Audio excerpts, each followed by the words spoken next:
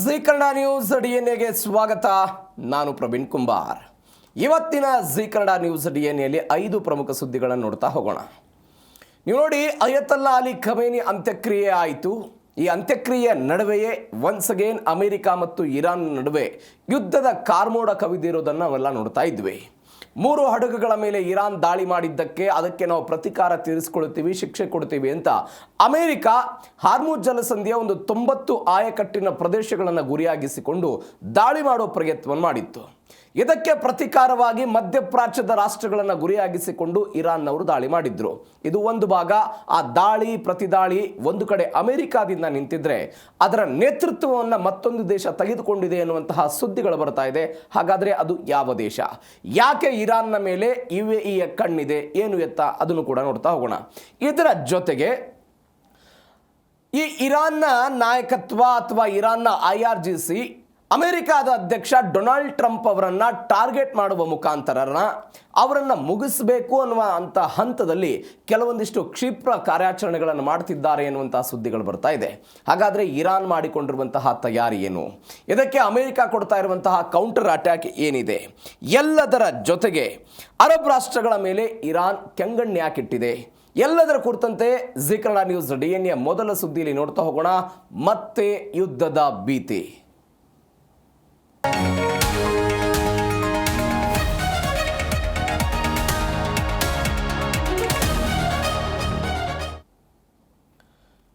ನಾನು ಆವಾಗಲೇ ಹೇಳಿದೆ, ಇರಾನ್ ಮತ್ತು ಅಮೆರಿಕದ ನಡುವೆ ಮತ್ತೊಂದು ಸಂಘರ್ಷ ಶುರುವಾಯಿತು. IRGC ಮಧ್ಯಪ್ರಾಚ್ಯದ ದೇಶಗಳ ಮೇಲೆ ದಾಳಿ ಮಾಡಿತು. ಅಮೆರಿಕವು ಕೂಡ ಇರಾನ್ನ ಮೇಲೆ ದಾಳಿ ಮಾಡ್ತಾ ಇದ್ದದ್ದನ್ನು ನೋಡ್ತಾ ಇದ್ವಿ. ಅಮೆರಿಕ ನಿರಂತರವಾಗಿ 2 ದಿನಗಳ ಕಾಲ 90 ಪ್ರದೇಶಗಳನ್ನು ಗುರಿಯಾಗಿಸಿಕೊಂಡು ದಾಳಿ ಮಾಡಿತು. ಆ ದಾಳಿಯಲ್ಲಿ 14 ಜನ ಮೃತಪಟ್ಟರು. IRGCಯ ಒಂದು 60 ಬೋಟ್ಗಳನ್ನು ಕೂಡ ಅಮೆರಿಕದವರು ಹೊಡೆದುರುಳಿಸಿದ್ದನ್ನು ನಾವೆಲ್ಲ ನೋಡಿದ್ವಿ. ಅದರ ಬಗ್ಗೆ ಇರಾನ್ನ ನಾಯಕತ್ವದಿಂದ ಆಕ್ರೋಶ ಹೊರ ಆಯಿತು. ಎಲ್ಲವೂ ಕೂಡ ಆಯಿತು.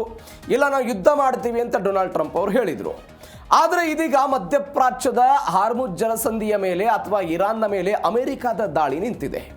ಅಮೆರಿಕ ಮಾಡ್ತಾ ಇದ್ದಂತಹ ದಾಳಿ ಸ್ಥಗಿತ ಆಗಿದೆ. ಆದರೂ ಕೂಡ ಬಾಂಬ್ಗಳ ಸುರಿಮಳೆ ಆಗ್ತಾ ಇದೆ ಇರಾನ್ನ ಮೇಲೆ. ಹಾಗಾದರೆ ಅಮೆರಿಕವನ್ನು ಬಿಟ್ಟರೆ ಯಾವ ದೇಶ ಇಂಥದ್ದೊಂದು ಪರಿಸ್ಥಿತಿಗೆ ಕೈ ಹಾಕ್ತಾ ಇದೆ? ಯಾವ ದೇಶ ಇರಾನನ್ನು ಕೇಂದ್ರೀಕರಿಸಿಕೊಂಡು ಇಂಥದ್ದೊಂದು ದಾಳಿ ಮಾಡ್ತಾ ಇದೆ ಅಂತ ಒಂದು ದೊಡ್ಡ ಮಟ್ಟದ ಜಾಗತಿಕವಾಗಿ ಆಗ್ತಾ ಇರುವಂತಹ ಚರ್ಚೆ. ಯಾಕಂದರೆ ಅಮೆರಿಕವೇ ಇರಾನನ್ನು ಕೇಂದ್ರೀಕರಿಸಿಕೊಂಡು ದಾಳಿ ಮಾಡೋದನ್ನು ನಿಲ್ಲಿಸಿದಾಗ ಮತ್ತೊಂದು ಯಾವ ದೇಶ ಬರಬೇಕು? ಸಹಜವಾಗಿ ನಮಗೆಲ್ಲ ಅನಿಸುತ್ತೆ ಮಧ್ಯಪ್ರಾಚ್ಯಗಳತ್ತ ನಮ್ಮ ಕಣ್ಣು ಹೋಗುತ್ತೆ. ಯಾಕೆ ಮಧ್ಯಪ್ರಾಚ್ಯಗಳತ್ತ ಕಣ್ಣು ಹೋಗುತ್ತೆ? ಇರಾನ್ ಕೂಡ ಮಧ್ಯಪ್ರಾಚ್ಯಗಳ ಮೇಲೆ ಅಟ್ಯಾಕ್ ಮಾಡಿತ್ತು. ಅದು ಮೊದಲ ದಿನದಿಂದಲ ಇಲ್ಲಿಯ ತನಕವೂ ಕೂಡ ಒನ್ಸ್ ಅಗೇನ್ ಅದರ ಪ್ರತೀಕಾರಕ್ಕಾಗಿ ಅವರು ಬರ್ತಾ ಇದ್ದಾರಾ? ಎಲ್ಲ ಚರ್ಚೆಗಳಾಗ್ತಾ ಇದೆ. ಆ ಚರ್ಚೆಯ ನಡುವೆ UAE ಈ ದೇಶ ಇರಾನ್ನ ಮೇಲೆ ಪ್ರತೀಕಾರದ ಭಾಗವಾಗಿ ದಾಳಿ ಮಾಡ್ತಿದೆ ಅನ್ನುವಂಥ ಸುದ್ದಿಗಳು ಬರ್ತಾ ಇದೆ. ಹಾಗಾದರೆ ಏನಾಗ್ತಾ ಇದೆ ಎಲ್ಲವನ್ನು ಕೂಡ ಡೀಟೇಲ್ಸ್ ಆಗಿ ನೋಡ್ತಾ ಹೋಗೋಣ. ಇರಾನ್ ಮೇಲೆ ನಿಗೂಢ ದಾಳಿ, ಅಖಾಡಕ್ಕಿಳಿದ UAE. ನೀವು ನೋಡಿ, ಯುದ್ಧ ಶುರುವಾಯಿತು. ಯುದ್ಧ ಶುರುವಾದ ನಂತರ UAE ಕೆಲವೊಂದಿಷ್ಟು ಪ್ರದೇಶಗಳನ್ನು ಗುರಿಯಾಗಿಸಿಕೊಂಡು ಇರಾನ್ನ ವಿರುದ್ಧ ಅಟ್ಯಾಕ್ ಮಾಡಿದ್ದನ್ನು ನೋಡಿದ್ವಿ. ಮೊದಲು ಯುದ್ಧ ಶುರುವಾದಾಗ ಯುನೈಟೆಡ್ ಅರಬ್ ಎಮಿರೇಟ್ಸ್ ಎನ್ನುವಂತಹ ಈ ದೇಶ ಏನಿದೆ, ಒಂದು ತಟಸ್ಥ ದೇಶವಾಗಿ ಪರಿಣಮಿಸಿತ್ತು.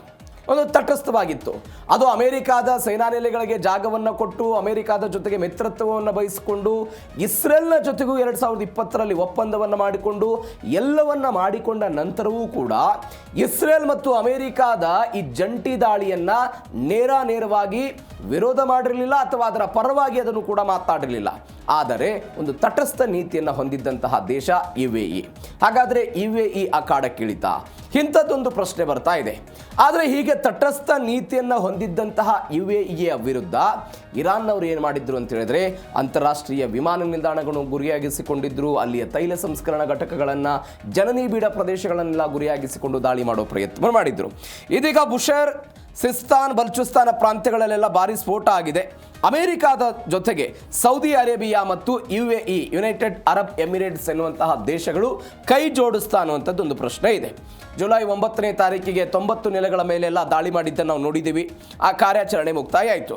ಅದಾದ ನಂತರ ಬೂಶಹರ್, ಚಬಾಹಾರ್, ಅದಾದ ನಂತರ ದಕ್ಷಿಣ ಪ್ರಾಂತ್ಯಗಳ ಮೇಲೆ ಸರಣಿ ನಿಗೂಢ ವೈಮಾನಿಕ ದಾಳಿಗಳೆಲ್ಲ ನಡೀತಾ ಇದೆ. ಈಗ ಇರಾನ್ನ ಸಂಸದರೊಬ್ಬರು ಮಾತನಾಡಿದ್ರು, UAE ದೇಶಕ್ಕೆ ನೇರವಾಗಿ ಎಚ್ಚರಿಕೆ ಕೊಟ್ಟರು. ಅಮೆರಿಕದ ದಾಳಿಗಳಿಗೆ ಯುನೈಟೆಡ್ ಅರಬ್ ಎಮಿರೇಟ್ಸ್ ಬೆಂಬಲ ಕೊಡ್ತಾ ಇದೆ ಮತ್ತು ಈ ದಾಳಿಗಳಲ್ಲಿ ಭಾಗಿಯಾಗಿದೆ ಅಂತ ಇರಾನ್ ಅವರು ಒಂದು ದೊಡ್ಡ ಮಟ್ಟದ ಆರೋಪ ಮಾಡಿದರು. ನೀವು ನೋಡಿ, 2026 ಅಂದರೆ ಏಪ್ರಿಲ್ ತಿಂಗಳಲ್ಲಿ ಯುದ್ಧ ನಡೀತಾ ಇತ್ತಲ್ಲ, ಯುದ್ಧ ನಡೆಯುವಂತಹ ಸಮಯದಲ್ಲಿ UAE ಇರಾನ್ನ ಲಾವನ್ ದ್ವೀಪದ ತೈಲ ಸಂಸ್ಕರಣಾಗಾರ ಮತ್ತು ಹಾರ್ಮುಜ್ ಜಲಸಂಧಿ ಬಳಿ ಇರುವಂತಹ ಒಂದು ದ್ವೀಪಗಳ ಮೇಲೆ ಒಂದು ದೊಡ್ಡ ಪ್ರಮಾಣದ ದಾಳಿಯನ್ನು ನಡೆಸಿತ್ತು ಅಂತ ಸದ್ಯಕ್ಕೆ ಆಗ್ತಾ ಇರುವಂತಹ ಚರ್ಚೆ. ಎರಡು ಪ್ರದೇಶಗಳನ್ನು ಗುರಿಯಾಗಿಸಿಕೊಂಡು ಇವರು ದಾಳಿ ಮಾಡಿದ್ರು ಅಂತ ಇದೀಗ ಒನ್ಸಗೆ ಅದು ಮಾಡ್ತಾ ಇದ್ದಾರೆ ಅಂತ. ನೀವು ನೋಡಿ, ಇರಾನ್ ಮತ್ತು UAEಗೆ ಇರುವಂತಹ ವ್ಯತ್ಯಾಸ ಏನು ಅಂತ ಹೇಳಿದ್ರೆ, ಫ್ರೆಂಚ್ ಮಿರಾಜ್ ಇದೆ, F-16 ಯುದ್ಧ ವಿಮಾನಗಳು ಎಲ್ಲವೂ ಕೂಡ ಇರುವ ಕಾರಣಕ್ಕಾಗಿ UAE ಇಂಥದ್ದೊಂದು ದಾಳಿ ಮಾಡ್ತಾ ಇದ್ದಾರೆ ಅಂತ. ನೀವು ಸ್ವಲ್ಪ ಇತಿಹಾಸಕ್ಕೆ ಹೋಗೋಣ. UAE ಮತ್ತು ಇರಾನ್ನ ನಡುವೆ ಸಂಬಂಧಗಳು ಹೆಂಗಿತ್ತು ನೋಡಿ, ನೀವು ಗಮನಿಸಬೇಕಾದಂತಹ ಸಂಗತಿ. 2-3 ಕಾರಣಗಳಿಗೆ ಈ ಎರಡು ದೇಶಗಳ ನಡುವೆ ಭಿನ್ನಾಭಿಪ್ರಾಯಗಳಿದೆ. ಒಂದು, UAEಗೆ ಸೇರಬೇಕಾದಂತಹ ಬಂದರುಗಳು ನಂದು ಸೇರುತ್ತೆ ಅಂತ 1971ರಿಂದ ಇರಾನ್ ಪ್ರತಿಪಾದನೆ ಮಾಡ್ತಾ ಇದೆ. ಯಾವ್ದಾವ್ದದು? ಮೂಸಾ, ಗ್ರೇಟರ್ ಟನ್ ಮತ್ತು ಲೆಸ್ಸರ್ ಟನ್. ಈ ದ್ವೀಪಗಳ ಮಾಲೀಕತ್ವದ ಕುರಿತಂತೆ, ಈ ದ್ವೀಪಗಳೇನಿದೆ 3 ದ್ವೀಪಗಳು, ಈ 3 ದ್ವೀಪಗಳ ಮಾಲೀಕತ್ವದ ಕುರಿತಂತೆ ಉಭಯ ದೇಶಗಳ ನಡುವೆ ಅನೇಕ ಬಾರಿ ಪೈಪೋಟಿ ಆಗಿದ್ದನ್ನು ನೋಡ್ತಾ ಇದ್ದೀವಿ. ಈ ಪೈಪೋಟಿಯ ನಡುವೆ ಈ 3 ದ್ವೀಪಗಳು ಯಾರ ನಿಯಂತ್ರಣದಲ್ಲಿದೆ? ಅದು ಇರಾನ್ನ ನಿಯಂತ್ರಣದಲ್ಲಿರೋದು, ಇರಾನ್ನ ನಿಯಂತ್ರಣದಲ್ಲಿದೆ. ಈ ಕಾರಣಕ್ಕಾಗಿ UAE ಬಯಸ್ತಾ ಇದೆ, ಇಲ್ಲ ಆ ದ್ವೀಪಗಳು ನನಗೆ ಸೇರಬೇಕು ಅಂತ. ಒಂದು ಅಮೆರಿಕದ ಯುದ್ಧ ಒಂದು ಕಾರಣ, ಎರಡನೇದ್ದು 1971ರಿಂದ ಅಂದರೆ ಕಳೆದ ಒಂದು 50 ವರ್ಷಗಳಿಂದ ಉಭಯ ದೇಶಗಳ ನಡುವೆ ಮಾಲೀಕತ್ವದ ನಡುವೆ ಪೈಪೋಟಿ ಆಗ್ತಾ ಇರೋದು, ಇದು ಕೂಡ ಒಂದು ಯುದ್ಧಕ್ಕೆ ಕಾರಣ ಆಗ್ತಾ ಇದೆ. ಒಂದು. ಎರಡನೇದ್ದು, 2020ರಲ್ಲಿ ಡೊನಾಲ್ಡ್ ಟ್ರಂಪ್ ಅಬ್ರಹಾಂ ಒಪ್ಪಂದವನ್ನು ತೆಗೆದುಕೊಂಡು ಬಂದ್ರಲ್ಲ, ಆ ಅಬ್ರಹಾಂ ಒಪ್ಪಂದಕ್ಕೆ ಮೊದಲು ಸಹಿ ಹಾಕಿದಂತಹ ದೇಶ ಯಾವುದು?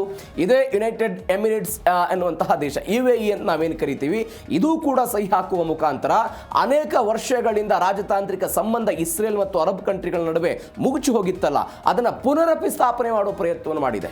ಈ ಪುನರಪಿ ಸ್ಥಾಪನೆ ಮಾಡಿದ್ದರ ಪರಿಣಾಮ ಏನಾಯಿತು? ಸಹಜವಾಗಿ ಇರಾನ್ನ ಶತ್ರು ದೇಶ ಇಸ್ರೇಲ್, ಅವರ ಜೊತೆಗೆ ನೀವು ಮಿತ್ರತ್ವವನ್ನು ಬಯಸ್ತಾ ಇದ್ದೀರಿ ಅನ್ನೋದು ಕೂಡ ಇರಾನ್ಗೆ ಕೆಂಗಣ್ಣಿಗೆ ಗುರಿಯಾಗಿದೆ.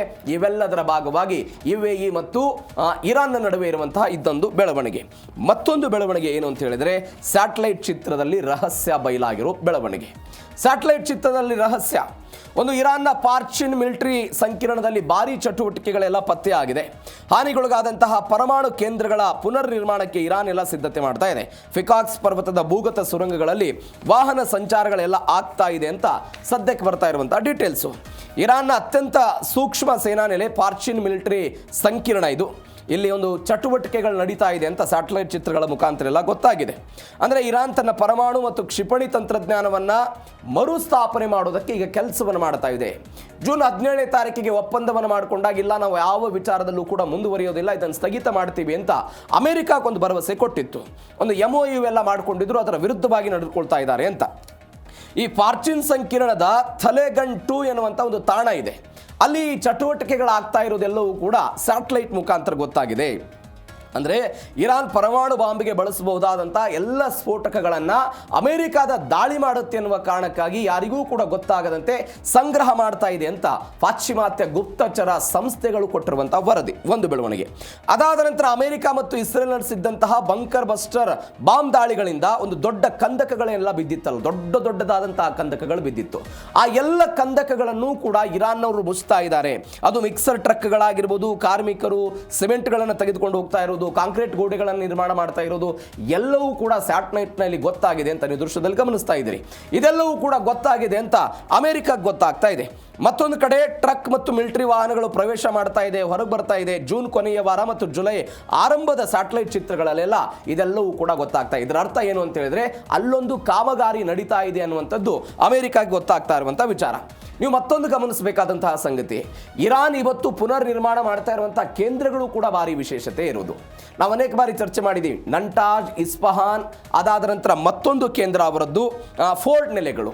ಈ ಫೋರ್ಡ್ ನೆಲೆಗಳ ಮೇಲೆ ದಾಳಿ ಆದಾಗಲೂ ಕೂಡ ಹಾನಿಗಳು ಸ್ವಲ್ಪ ಹಾನಿಗಳಾದಾಗಲೂ ಕೂಡ ಅವುಗಳನ್ನು ಬಿಟ್ಟು ಅವುಗಳೇ ಪರ್ಯಾಯವಾಗಿ ಭೂಗತವಾಗಿ ಇವುಗಳನ್ನು ಅಭಿವೃದ್ಧಿಪಡಿಸುವಂತಹ ಮರು ನವೀಕರಣ ಮಾಡುವಂತಹ ಪ್ರಯತ್ನವನ್ನು ಇರಾನ್ ಮಾಡ್ತಾ ಇದೆ. ಇದಕ್ಕೆ ಕಾರಣ ಏನು ಅಂತ ಹೇಳಿದ್ರೆ, ಅಮೆರಿಕದ ದಾಳಿಗೆ ಯಾವುದು ಕೂಡ ಗೊತ್ತಾಗಬಾರದು ಅಂತ. ಬಟ್ ಅಮೆರಿಕದ ಸ್ಯಾಟಲೈಟ್ಗಳಲ್ಲಿ ಇದೆಲ್ಲವೂ ಕೂಡ ಗೊತ್ತಾಗ್ತಾ ಇರೋದು. ಇದು ಒಂದು ಬೆಳವಣಿಗೆ ಅಮೆರಿಕ ಮತ್ತು ಇರಾನ್ನ ನಡುವೆ ಆಗ್ತಾ ಇರುವಂಥದ್ದು. ಮತ್ತೊಂದು, ಹಾರ್ಮುಜ್ ಲಾಕ್ ಆಗಿದೆ. ಆರ್ಥಿಕತೆಗೆ ಸಂಕಷ್ಟ ಬಂದಿರೋದು, ಹಾರ್ಮುಜ್ ಜಲಸಂಧಿಯನ್ನು ಲಾಕ್ ಮಾಡಿರೋದು, ಹಡಗುಗಳ ಸಂಚಾರಕ್ಕೆ ಶುಲ್ಕ ವಿಧಿಸೋದಕ್ಕೆ ಇರಾನ್ ಪಟ್ಟು ಹಿಡಿದಿದೆ. ಅಮೆರಿಕ ತೀವ್ರ ವಿರೋಧ ವ್ಯಕ್ತಪಡಿಸಿದೆ. ಅದು ಮೊದಲದಿಂದಲೂ ಕೂಡ ಈ ಟೋಲನ್ನು ಯಾವುದೇ ಕಾರಣಕ್ಕೂ ಹಾಕಬಾರದು ಅಂತ ಅಮೆರಿಕದ ವಾದ ಇತ್ತು. ಡೊನಾಲ್ಡ್ ಟ್ರಂಪ್ ಅದರ ವಿರುದ್ಧವಾಗಿಯೇ ದಾಳಿ ಮಾಡಿದ್ದನ್ನು ನೋಡಿದ್ದೀವಿ. ಯಾವುದೇ ಒಂದು ವಾಣಿಜ್ಯ ಹಡಗುಗಳು ಕೂಡ ಯಾವ ಕಾರಣಕ್ಕೂ ನಿಮ್ಮ ಟೋಲನ್ನು ಪಾವತಿ ಮಾಡಬಾರದು, ನಿಮ್ಮ ಸಹಾಯಕ್ಕೆ ನಾವು ಬರ್ತೀವಿ ಅಂತ ಡೊನಾಲ್ಡ್ ಟ್ರಂಪ್ ಹೇಳಿದ್ದನ್ನು ನೋಡ್ತಾ ಇದ್ದೀವಿ. ಒನ್ಸ್ ಅಗೇನ್ ಇರಾನ್ ಅವರು ಈ ವಿಚಾರಕ್ಕೆ ಬರ್ತಾ ಇದ್ದಾರೆ, ಆದರೆ ಟ್ರಂಪ್ ವಿರೋಧ ಮಾಡ್ತಾ ಇದ್ದಾರೆ. ದಿನಕ್ಕೆ 140 ಹಡಗುಗಳೆಲ್ಲ ಸಂಚಾರ ಮಾಡ್ತಾ ಇತ್ತು. ಈಗ ಅದು ಕೇವಲ 40 ಹಡಗುಗಳಿಗೆಲ್ಲ ಇಳಿಕೆ ಆಗಿದೆ. ಇರಾನ್ನ ಮೇಲೆ ಜುಲೈ 15ರ ಒಳಗಾಗಿ ತೈಲ ವಹಿವಾಟುಗಳನ್ನೆಲ್ಲ ನಿಲ್ಲಿಸಬೇಕು ಅಂತ ಟ್ರಂಪ್ ಅವರು ಎಚ್ಚರಿಕೆ ಕೊಟ್ಟಿರೋದು. ಅಂದರೆ 140ರಷ್ಟು ಹಡಗುಗಳು ಇತ್ತು, 40ಕ್ಕೆ ಇಳಿಕೆ ಆಗಿದೆ. ಈಗ ಅವ್ರು ಏನು ಮಾಡ್ತಾ ಇದ್ದಾರೆ, ಪರ್ಯಾಯವಾಗಿ ಆಫ್ರಿಕಾದ ಕೇಫ್ ಆಫ್ ಗುಡ್ ಹೋಪ್ ಅಂತ ನಾವೇನು ಕರಿತೀವಿ ಆ ಮಾರ್ಗವನ್ನು ಬಳಕೆ ಮಾಡಿಕೊಂಡು ಬೇರೆ ಬೇರೆ ಹಡಗುಗಳೆಲ್ಲ ಹೋಗ್ತಾ ಇದೆ. ಈ ಮತ್ತೊಂದು ಕಡೆ ಈ ವ್ಯವಸ್ಥೆಯಿಂದ ಕೇಫ್ ಆಫ್ ಗುಡ್ ಹೋಪ್ನ ಬಳಕೆ ಮಾಡಿಕೊಳ್ಳೋದ್ರಿಂದ ಒಂದು 15 ದಿನಗಳ ಕಾಲ ಡಿಲೇ ಆಗ್ತಾ ಇದೆ ತೈಲ ತಲುಪುವುದು ಕೂಡ ಅನ್ನೋದು ಒಂದು. ಎರಡನೇದ್ದು 71% ಸಂಚಾರ ಬಂದಾಗಿದೆ. 130ರಿಂದ 140ರಷ್ಟು ವಾಣಿಜ್ಯ ಹಡಗುಗಳು ಓಡಾಟ ಆಗ್ತಿತ್ತು, 40 ಕುಸಿತ ಆಗಿದೆ. ಕೆಲವೊಂದಿಷ್ಟು ದಿನಗಳಲ್ಲಿ 10ರಿಂದ 15 ಹಡಗುಗಳು ಮಾತ್ರ ಹಾರ್ಮುಜ್ ಜಲಸಂಧಿಯಲ್ಲಿ ಓಡಾಟ ಮಾಡ್ತಾ ಇದೆ ಅಂತ. ಮತ್ತೊಂದು ಕಡೆ ಜಪಾನ್, ಯುರೋಪ್, ಏಷ್ಯಾದ ಪ್ರಮುಖ ದೇಶಗಳು 106 ಹಡಗುಗಳು ಈ ವಲಯದಿಂದ ಸಂಪೂರ್ಣವಾಗಿ ಹೊರ ಹೋಗಿವೆ. ಗಲ್ಫ್ ವಲಯದಲ್ಲಿ ಈ ಹಿಂದೆ ಜಪಾನ್ನ 45 ಹಡಗುಗಳು ಇತ್ತಂತೆ, ಆದರೆ ಇದೀಗ ಆ ಹಡಗುಗಳ ಸಂಖ್ಯೆ ಕೇವಲ 4ಕ್ಕೆ ಇಳಿಕೆ ಆಗಿದ್ದನ್ನು ನೋಡ್ತಾ ಇದ್ದೀವಿ. ಆ ಮುಖಾಂತರ ಇರಾನ್ನ ಆರ್ಥಿಕತೆಗೆ ಪೆಟ್ಟು ಕೊಡೋದು, ಇದರ ಜೊತೆಗೆ ಇರಾನ್ನ ಜೊತೆಗೆ ಯಾರ್ಯಾರೆಲ್ಲ ತೈಲ ಮಾತುಕತೆಯ ಭಾಗವಾಗಿ ಮಾತುಕತೆ ನಡೆಸಿದ್ರ ತೈಲವನ್ನು ತೆಗೆದುಕೊಳ್ಳಬೇಕು ಇತ್ಯಾದಿ ಮಾತುಕತೆಗಳಾಗಿತ್ತಲ್ಲ, ಅದನ್ನು ಕೇವಲ ಕೆಲವೇ ದಿನಗಳಲ್ಲೆಲ್ಲ ಮುಕ್ತಾಯಗೊಳಿಸಬೇಕು ಅಂತೆಲ್ಲ ಹೇಳ್ತಾ ಇದ್ದಾರೆ. ನೀವು ನೋಡಿ, ಇಂಥದ್ದೊಂದು ಪರಿಸ್ಥಿತಿಗಳು ಸೂಯೆಜ್ ಕಾಲುವೆ ಬಿಕ್ಕಟ್ಟಿನ ಸಮಯದಲ್ಲಿ ಆಗಿತ್ತು. ಯಾವಾಗ 1967-75ರ ಈ ಆಸುಪಾಸು. ಇಸ್ರೇಲ್, ಈಜಿಪ್ಟ್, ಅದಾದ ನಂತರ ಈ ಅರಬ್ ರಾಷ್ಟ್ರಗಳ ನಡುವೆ 6 ದಿನಗಳ ಕಾಲ ಯುದ್ಧ ಆಯಿತು. ಯುದ್ಧ ನಡೆದಿದ್ದ 6 ದಿನ, ಆದರೆ ಸೂಯೆಜ್ ಕಾಲುವೆ ಬಂದಾಗಿದ್ದು 8 ವರ್ಷಗಳ ಕಾಲ. ಯಾವ ಕಾರಣಕ್ಕಾಗಿ? ಯುದ್ಧ ಸಂಭವಿಸಿದ 6 ದಿನಗಳ ಕಾರಣಕ್ಕಾಗಿ ಸೂಯೆಜ್ ಕಾಲುವೆ ಮೇಲೆ ಹಿಡಿತವನ್ನು ಹೊಂದಿದ್ದಂತಹ ಈಜಿಪ್ಟ್ ಏನು ಮಾಡ್ತು, ಈಜಿಪ್ಟ್ ಸಂಪೂರ್ಣವಾಗಿ ಬಂದ್ ಮಾಡೋ ಪ್ರಯತ್ನವನ್ನು ಮಾಡಿತು. ಅವತ್ತು ಕೂಡ ಕೇಫ್ ಆಫ್ ಗುಡ್ ಹೋಪ್ ಅನ್ನು ಬಳಕೆ ಮಾಡಿಕೊಂಡು ಹಡಗುಗಳು ತಿರುಗಿ ಬರುವಂತಹ ಪರಿಸ್ಥಿತಿ ಇತ್ತು. ಅವತ್ತು ತೈಲ ಬೆಲೆ ಏರಿಕೆ ಆಗಿತ್ತಾ? ಇವತ್ತೆಂಗೆ ಹಾರ್ಮುಜ್ ಜಲಸಂಧಿ ಬಂದಾದರೆ ತೈಲ ಬೆಲೆ ಏರಿಕೆ ಆಗುತ್ತೆ, ಗಗನಕ್ಕೆ ಇರುತ್ತೆ ಅಂತ ನಾವೆಲ್ಲ ಚರ್ಚೆ ಮಾಡ್ತೀವಿ. ಅವತ್ತು ಹೀಗಾದಾಗ ಏನಾದರೂ ಸಮಸ್ಯೆ ಆಗಿತ್ತಾ? ಅವತ್ತು ಸಮಸ್ಯೆ ಆಗಿರಲಿಲ್ಲ ಅನ್ನುವಂಥದ್ದೊಂದು ಬೆಳವಣಿಗೆ ಇದೆ. ಅವತ್ತು ಕಚ್ಚಾ ತೈಲದ ದರ ಎಷ್ಟಿತ್ತು? $1.80 ಆಸುಪಾಸಿನಲ್ಲಿತ್ತು. ಯಾಕಂಗಾಗಿತ್ತು? ಯಾಕೆ ಅಂತ ಹೇಳಿದರೆ ಅದಕ್ಕೊಂದು ಕಾರಣ ಇದೆ. ಅವತ್ತು ಗಲ್ಫ್ ರಾಷ್ಟ್ರಗಳೆಲ್ಲರೂ ಕೂಡ ತೈಲವನ್ನು ಉತ್ಪಾದನೆ ಮಾಡಿ ಅದನ್ನು ಪೂರೈಕೆ ಮಾಡದೇ ಇದ್ದಾಗಲೂ ಕೂಡ ವೆನಿಜುವೆಲಾ ಎನ್ನುವಂತಹ ಒಂದು ದೇಶ ತನ್ನ ಬಳಿ ಇರುವಂಥ ಎಲ್ಲ ತೈಲವನ್ನು ಉತ್ಪಾದನೆ ಮಾಡಿ ಜಗತ್ತಿಗೆ ಕೊಡೋ ಪ್ರಯತ್ನವನ್ನು ಮಾಡಿತ್ತು. ಆ ಮುಖಾಂತರ ಏನಾಯಿತು, ಅವತ್ತು ತೈಲ ಬೆಲೆ ನಿಯಂತ್ರಣಕ್ಕೆ ಬಂದಿತ್ತು, ಏರಿಕೆ ಆಗಿರಲಿಲ್ಲ. ಆದರೆ ಇವತ್ತು ಅಂತಹ ಪ್ರಯತ್ನವನ್ನು ಒಪೆಕ್ ಪ್ಲಸ್ ಮತ್ತು ಒಪೆಕ್ನ ಯಾವ ದೇಶಗಳು ಕೂಡ ಮಾಡ್ತಾ ಇಲ್ಲ. ಜುಲೈ ತಿಂಗಳಲ್ಲಿ ನಾವು ಮಾಡ್ತೀವಿ ಅಂತ ಹೇಳಿದ್ದಾರೆ. ಆದರೆ ಹಾರ್ಮುಜ್ ಜಲಸಂಧಿಯ ಈ ಪರಿಣಾಮ ಮಾತ್ರ ತೈಲ ಬೆಲೆ ಏರಿಕೆಗೆ ಕಾರಣ ಆಗ್ತಾ ಇರೋದನ್ನು ನಾವು ಗಮನಿಸಬೇಕಾದಂತಹ ಸಂಗತಿ. ಮತ್ತೊಂದು ಬೆಳವಣಿಗೆ ಏನು ಅಂತ ಹೇಳಿದರೆ, ಇದೇ ವಿಚಾರಕ್ಕೆ ಸಂಬಂಧಪಟ್ಟಂತೆ ಅಮೆರಿಕ ಮತ್ತು ಇಸ್ರೇಲ್ನಲ್ಲಿ ಆರ್ಥಿಕ ದಿಗ್ಬಂಧನ ಜುಲೈ 17ರ ಗಡುವನ್ನು ಕೊಡಲಾಗಿರೋದು. 17ರ ಗಡುವು ಅಂದರೆ ಆಗಸ್ಟ್ 21ರ ತನಕ ಇರಬೇಕಾಗಿತ್ತು ಈ ಗಡುವು. ಆದರೆ ಇದೀಗ ಅದಕ್ಕೆ 17ನೇ ತಾರೀಕಿಗೆ ಇನ್ನು 6 ದಿನಗಳಿಗೆ ಮುಕ್ತಾಯ ಆಗ್ತಾ ಇದೆ. ಇರಾನ್ನ ತೈಲ ಮಾರಾಟ ಪರವಾನಗಿಯನ್ನು ಅಮೆರಿಕ ಅಧ್ಯಕ್ಷರು ರದ್ದುಗೊಳಿಸಿದ್ರು. ಜುಲೈ 17ರ ಒಳಗಾಗಿ ಎಲ್ಲ ವಹಿವಾಟುಗಳನ್ನೆಲ್ಲ ಸ್ಥಗಿತಗೊಳಿಸಬೇಕು ಅಂತೆಲ್ಲ ಎಚ್ಚರಿಕೆ ಕೊಟ್ಟರು. ಖಮೇನಿ ಉತ್ತರಾಧಿಕಾರಿ ಮುಸ್ತಫಾ ಅಲಿ ಅನ್ಸಾರಿ ಮೇಲೆ ಎಲ್ಲ ಕಠಿಣ ನಿರ್ಬಂಧಗಳನ್ನು ಹೇರಿದನ್ನು ನೋಡ್ತಾ ಇದ್ದೀವಿ. ನಾವು ಮೊನ್ನೆ ನಿಮಗೆ ಒಂದು ವಿಚಾರದ ಬಗ್ಗೆ ಚರ್ಚೆ ಮಾಡಿದ್ವಿ, ಹೆಂಗೆ ಅಮೆರಿಕ ದಿಗ್ಬಂಧನವನ್ನು ವಿಧಿಸುತ್ತೆ ಅಂತ. ಅಮೆರಿಕಾದ ಬಳಿ ಒಂದು ಸ್ವಿಫ್ಟ್ ಎನ್ನುವಂತಹ ಈ ಕರೆನ್ಸಿಗಳನ್ನು ಎಕ್ಸ್ಚೇಂಜ್ ಮಾಡಿಕೊಳ್ಳೋದಕ್ಕೆ ಭಾರತ ಇವತ್ತು ತೈಲವನ್ನು ಖರೀದಿ ಮಾಡಿದರೆ ಇರಾನಿಗೆ ನೇರವಾಗಿ ಹಣ ಕೊಡಲ್ಲ, ಅದನ್ನು ಸ್ವಿಫ್ಟಿಗೆ ಕೊಡುತ್ತೆ, ಸ್ವಿಫ್ಟ್ ಅವರಿಗೆ ಇರಾನ್ ಅವರಿಗೆ ಕೊಡುತ್ತೆ ಅಂತ. ನೋಡಿ, 11,000ಕ್ಕೂ ಹೆಚ್ಚು ಬ್ಯಾಂಕ್ ಖಾತೆಗಳನ್ನು 200ಕ್ಕೂ ಅಧಿಕ ದೇಶಗಳಿಗೆ ಕನೆಕ್ಟಿವಿಟಿ ಮಾಡುವಂತಹ ವ್ಯವಸ್ಥೆ ಆಗಿದೆ ಅಂತ ಹೇಳಿದರೆ ಸ್ವಿಫ್ಟ್ಗಿದೆ. ಈ ಸ್ವಿಫ್ಟ್ ಕನೆಕ್ಟ್ ಮಾಡುತ್ತೆ. ಈ ಸ್ವಿಫ್ಟ್ನ ಕಚೇರಿಯಲ್ಲಿದೆ, ಬೆಲ್ಜಿಯಂನಲ್ಲಿದೆ. ಬೆಲ್ಜಿಯಂನಲ್ಲಿ ಇದ್ದಾಗಲೂ ಕೂಡ ಅಮೆರಿಕ ಹೆಂಗೆ ನಿಯಂತ್ರಣ ಮಾಡುತ್ತೆ ಅಂತ ಹೇಳಿದ್ರೆ, ಸ್ವಿಫ್ಟ್ಗೆ ಬೇಕಾದಂಥ ಎಲ್ಲ ತಂತ್ರಜ್ಞಾನದ ವ್ಯವಸ್ಥೆಯೂ ಕೂಡ ಅಮೆರಿಕಾದಿಂದ ಪೂರೈಕೆ ಆಗುತ್ತೆ. ಅಮೆರಿಕಾದಿಂದ ಈ ಬ್ಯಾಂಕಿಂಗ್ ವ್ಯವಸ್ಥೆ ಪೂರೈಕೆ ಆಗೋ ಕಾರಣಕ್ಕಾಗಿ ಅಮೆರಿಕ ನಾನು ಹೇಳಿದ ದೇಶದ ಮೇಲೆ ನೀವು ದಿಗ್ಬಂಧನ ಹೇರದೆ ಹೋದರೆ ನಿಮಗೆ ಇರಬೇಕಾದಂಥ ಎಲ್ಲ ವ್ಯವಸ್ಥೆಯನ್ನು ನಾನು ಹಾಳು ಮಾಡಿಬಿಡ್ತೀನಿ ಅಂತ ಅಮೆರಿಕಾದವರು ಹೇಳುವ ಕಾರಣಕ್ಕಾಗಿ ಅವರು ಆರ್ಥಿಕ ದಿಗ್ಬಂಧನವನ್ನು ಹೇರ್ತಾರೆ. ಈ ಕಾರಣಕ್ಕಾಗಿ ಒಂದು ಬೆಳವಣಿಗೆ, ಜುಲೈ 17ರವರೆಗೆ ಮಾತ್ರ 10 ದಿನಗಳ ಅವಕಾಶ ಕೊಡಲಾಗಿದೆ. 21ಕ್ಕೆ ಅದೆಲ್ಲ ಮುಕ್ತಾಯ ಆಗಬೇಕಾಗಿತ್ತು. ಈಗ ಸರಣಿ ಪ್ರಚೋದನೆ ಆಗಿದ್ದನ್ನು ಎಲ್ಲದರ ಭಾಗವಾಗಿ ಇದೆಲ್ಲ ಆಗಿದೆ. ಈ ಯಾವುದೇ 3ನೇ ದೇಶದ ಟ್ರೇಡರ್ಸ್, ಹಡಗು ಕಂಪನಿಗಳು, ಬ್ಯಾಂಕ್ಗಳು, ವಿಮಾ ಸಂಸ್ಥೆಗಳು ಅಮೆರಿಕ ಇರಾನ್ನ ಜೊತೆಗೆ ನೀವೇನಾದರೂ ವ್ಯಾಪಾರ ವಹಿವಾಟು ಮಾಡಿದರೆ ನಿಮ್ಮ ವಿರುದ್ಧ ನಾವು ನೇರ ಕ್ರಮ ಕೈಗೊಳ್ತೀವಿ ಅಂತ ಅಮೆರಿಕ ಹೇಳಿದೆ. ನೀವು ನೋಡಿ, ಇರಾನ್ನ ವಿರುದ್ಧ ಅಮೆರಿಕ 2012ರಲ್ಲಿ ಮೊಟ್ಟ ಮೊದಲ ಬಾರಿಗೆ ಸ್ವಿಫ್ಟ್ ಅನ್ನು ಪ್ರಯೋಗ ಮಾಡಿ ಇಂಥದ್ದೊಂದು ಕ್ರಮವನ್ನು ತೆಗೆದುಕೊಳ್ತು. ಯಾವಾಗ? 2012ರಲ್ಲಿ ಪರಮಾಣು ಯೋಜನೆಯನ್ನು ಅಮೆರಿಕ ಮತ್ತು ಯುರೋಪಿಯನ್ ಒಕ್ಕೂಟಗಳೆಲ್ಲ ಸೇರಿಕೊಂಡು ತಡೆಯೋದಕ್ಕೆ ಪ್ರಯತ್ನ ಪಟ್ಟಾಗ ಅವರು ಹೇಳಿದರು ಯಾವುದೇ ಕಾರಣಕ್ಕೂ ಇರಾನ್ ಜೊತೆಗೆ ವ್ಯಾಪಾರ ಮಾಡಬಾರದು ಅಂತ. ಅವತ್ತು ಮೊದಲ ಬಾರಿಗೆ ಸ್ವಿಫ್ಟ್ ಅನ್ನು ನಿಯಂತ್ರಿಸಿ ಇರಾನ್ಗೆ ಒಂದು ಎಚ್ಚರಿಕೆ ಕೊಡೋ ಪ್ರಯತ್ನವನ್ನು ಮಾಡಿದರು. ಅದರ ಪುನರಪಿ ಪ್ರಯತ್ನ ಯಾವಾಗಾಯಿತು ಅಂತ ಹೇಳಿದ್ರೆ 2018ರಲ್ಲಾಗಿತ್ತು. ಇತ್ತೀಚೆಗೆ 2022ರಲ್ಲೂ ಕೂಡ ರಷ್ಯಾ ವಿರುದ್ಧ ಅದನ್ನು ಪ್ರಯೋಗ ಮಾಡೋದಕ್ಕೆ ಅಮೆರಿಕಾದವರು ಸ್ವಿಫ್ಟ್ ಅನ್ನು ಬಳಕೆ ಮಾಡಿಕೊಂಡಿದ್ರು. ಇದಕ್ಕೆ 2026ರಲ್ಲಿ ಪುನರಪಿ ಅದನ್ನು ಬಳಕೆ ಮಾಡಿಕೊಂಡು ಇರಾನ್ನ ತೈಲ ವ್ಯವಸ್ಥೆ ಮತ್ತು ಇರಾನ್ನಿಂದ ಹೋಗ್ತಾ ಇದ್ದಂಥ ತೈಲವನ್ನು ನಿಯಂತ್ರಣ ಮಾಡುವಂಥ ವ್ಯವಸ್ಥೆಯನ್ನು ಅಮೆರಿಕ ಮಾಡಿಕೊಂಡಿದೆ. ಇದು ನಾವು ಗಮನಿಸಬೇಕಾದ ಸಂಗತಿ. ಮತ್ತೊಂದು ಕಡೆ ಶಾಂತಿ ಮಾತುಕತೆ ಅಂದರೆ ಅದು ದೇಶದ್ರೋಹ ಅಂತ ಯಾರು ಹೇಳ್ತಾ ಇದ್ದಾರೆ? ಇರಾನ್ ಅವರು ಹೇಳ್ತಾ ಇರುವಂಥ ವಿಚಾರ. ಅಮೆರಿಕ ಜೊತೆ ಮಾತುಕತೆಗೆ ಮುಂದಾಗುವವರು ದೇಶದ್ರೋಹಿಗಳು ಅಂತ ಇರಾನ್ನ ಹಾರ್ಡ್ಲೈನರ್ಸ್ ಎಲ್ಲ ಹೇಳ್ತಾ ಇದ್ದಾರೆ. ನಾವು ನಿನ್ನೆ ಇದ್ರ ಬಗ್ಗೆ ಚರ್ಚೆ ಮಾಡಿದ್ವಿ. ಮಧ್ಯಮ ಪಂಥ ಅನ್ನುವಂತಹ ಒಂದು ರಾಜಕೀಯ ಸಿದ್ಧಾಂತವನ್ನು ಹೊಂದಿರುವಂತಹ ಅನೇಕ ನಾಯಕರು ಇರಾನ್ನಲ್ಲಿದ್ದಾರೆ. ಆ ಮಧ್ಯಮ ಪಂಥದ ಪೆಜಿಶ್ಕಿಯಾನ್ ಅವರೇ ಇವತ್ತು ಇರಾನ್ನ ಅಧ್ಯಕ್ಷರಾಗಿದ್ದಾರೆ. ಅಬ್ಬಾಸ್ ಅರಾಕ್ಜಿಯು ಕೂಡ ಅದೇ ಪಂಥಕ್ಕೆ ಸೇರುವಂತಹ ವ್ಯಕ್ತಿ. ಅವರು ವಿದೇಶಾಂಗ ಸಚಿವರು. ಅವರ ಉದ್ದೇಶ ಏನು? ಯುದ್ಧದ ಬದಲಾಗಿ ಕೇವಲ ರಾಜತಾಂತ್ರಿಕ ಮಾತುಕತೆಗಳ ಮುಖಾಂತರ ಉಭಯ ದೇಶಗಳ ನಡುವೆ ಮಿತ್ರತ್ವವನ್ನು ಬಯಸುವುದು, ಮಾತುಕತೆಯನ್ನು ಮಾಡುವಂಥದ್ದು ಅಂತ. ಆದರೆ ಇದೀಗ ಇವರ ವಾದ ಏನು? ಇಲ್ಲ, ಯುದ್ಧ ಆಗಬೇಕು ಅನ್ನೋದು ಅಲ್ಲಿರುವಂತಹ ಬಲಪಂಥಿಯವರ ವಾದ ಆಗಿದೆ. ನಾವು ಟ್ರಂಪ್ ಮಾತುಕತೆಗೆಲ್ಲ ಕೇಳಲ್ಲ, ಅವರೆಲ್ಲ ಸುಳ್ಳು ಹೇಳ್ತಿದ್ದಾರೆ ಅಂತ ವಿದೇಶಾಂಗ ಇಲಾಖೆ ಹೇಳಿತು. ಕತಾರ್ ಮಧ್ಯಸ್ಥಿಕೆಯ ಮಾತುಕತೆಯನ್ನು ಕೂಡ ಇರಾನ್ನ ಉಗ್ರಗಾಮಿ ಗುಂಪುಗಳೆಲ್ಲ ವಿರೋಧಿಸಿದ್ರು. ಇತ್ತೀಚೆಗೆ ಡೊನಾಲ್ಡ್ ಟ್ರಂಪ್ ಅವರ ಅಳಿಯ ಸೇರಿದಂತೆ ಒಂದು ನಿಯೋಗ ಕತಾರಿಗೆಲ್ಲ ಬಂದಿತ್ತು. ಮಾತುಕತೆ ನಡೆಸ್ತೀವಿ, ಇರಾನ್ನ ಜೊತೆಗೆಲ್ಲ ನಾವು ನೇರವಾದಂಥ ಮಾತುಕತೆ ನಡೆಸಲ್ಲ ಅಂತ, ನಾವು ಮಾತುಕತೆಯಲ್ಲೇ ಪಾಲ್ಗೊಳ್ಳಲ್ಲ ಅಂತ ಇರಾನ್ ಅವರು ಹೇಳಿದರು. ಕತಾರಿಗೆ ನಾವು ಯಾವ ಕಾರಣಕ್ಕೂ ಬರಲ್ಲ ಅಂತ ಇದೀಗ ಅದನ್ನು ಕೂಡ ಅವರು ವಿರೋಧ ಮಾಡಿದ್ದಾರೆ. ಅಮೆರಿಕ ನೆಲೆಯಲ್ಲಿರುವಂಥ ತನ್ನ ಆಸ್ತಿಗಳ ಮೇಲೆ ಇರಾನ್ನಿಂದ ಸರಣಿ ದಾಳಿ ಆಗ್ತಾ ಇದೆ. ಇರಾನ್ನ ಹೊಸ ನಾಯಕ ಮೋಸ್ತಬಾ ಹಣಕಾಸು ವ್ಯವಹಾರದ ಮೇಲೆಲ್ಲ ಅಮೆರಿಕದ ನಿರ್ಬಂಧ ಹಾಕ್ತಾ ಇರೋದನ್ನು ನೋಡ್ತಾ ಇದ್ದೀವಿ. ಇದು ಉಭಯ ದೇಶಗಳ ನಡುವೆ ಒನ್ಸ್ ಅಗೇನ್ ಆಗ್ತಾ ಇರುವಂತಹ ಬೆಳವಣಿಗೆ. ಅಂದರೆ ಶಾಂತಿ ಮಾತುಕತೆಯೂ ಕೂಡ ಆಗಲ್ಲ, ಡೊನಾಲ್ಡ್ ಟ್ರಂಪ್ ಅವರ ಮಾತನ್ನು ನಾವು ನಂಬಲ್ಲ ಅಂತ.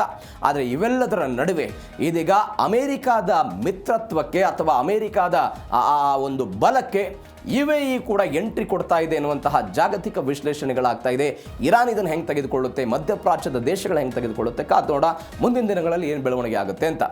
ಈ ಪಶ್ಚಿಮ ಏಷ್ಯಾದ ಈ ಒಟ್ಟಾರೆ ಬೆಳವಣಿಗೆ ಏನಿದೆ, ರಾಷ್ಟ್ರಗಳ ನಡುವಿನ ತಿಕ್ಕಾಟ, ಪರಮಾಣು, ಯುರೇನಿಯಂ, ಹಾರ್ಮುಜ್ ಜಲಸಂಧಿ ಎಲ್ಲವೂ ಕೂಡ ಏನಾಗಿದೆ ಅಂತ ಹೇಳಿದ್ರೆ ವೈಯಕ್ತಿಕ ಮತ್ತು ಭೀಕರ ಹಂತಕ್ಕೆ ಹೋಗಿ ತಲುಪುವ ಮಟ್ಟಕ್ಕೆ ಬೆಳೆದಿದೆ.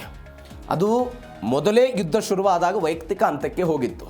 ಇಸ್ರೇಲ್ ಮತ್ತು ಅಮೆರಿಕಾದ ಉದ್ದೇಶ ಇದ್ದಿದ್ದೇ, ಅವರು ಅಂದುಕೊಂಡಿದ್ರು ಒಂದು ದೇಶದ ಸರ್ವೋಚ್ಚ ನಾಯಕರನ್ನು ನಾವು ಹೊಡೆದು ಉರುಳಿಸಿಬಿಟ್ರೆ ಅಲ್ಲಿಯ ಒಟ್ಟಾರೆ ಜನ ವಸತಿ ಪ್ರದೇಶ ಆಗಿರ್ಬೋದು, ಜನಸಂಖ್ಯೆ ಆಗಿರ್ಬೋದು, ಉಳಿದ ರಾಜತಾಂತ್ರಿಕರು ಮತ್ತು ಆಡಳಿತ ವ್ಯವಸ್ಥೆ ಸಂಪೂರ್ಣವಾಗಿ ಕುಸಿತ ಹೋಗುತ್ತೆ.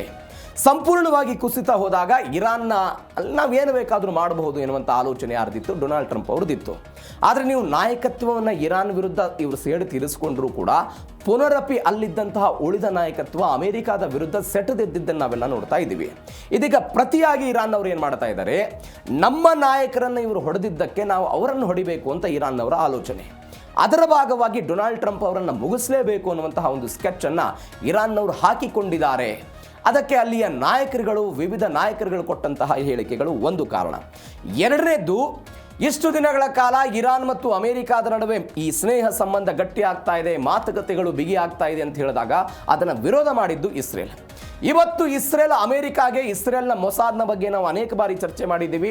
ಅತ್ಯಂತ ಬಲಿಷ್ಠವಾದಂತಹ ಗೂಢಚಾರ್ಯ ಸಂಸ್ಥೆ, ಎಲ್ಲಿ ಏನಾಗುತ್ತೆ ಅನ್ನೋದನ್ನು ಪತ್ತೆ ಮಾಡಿ ಅವರನ್ನು ಹುಡುಕಿ ಕೊಲ್ಲಬಹುದಾದಂತಹ ಶಕ್ತಿ ಸಾಮರ್ಥ್ಯ ಇರುವಂತಹ ಒಂದು ಸಂಸ್ಥೆ ಅದು.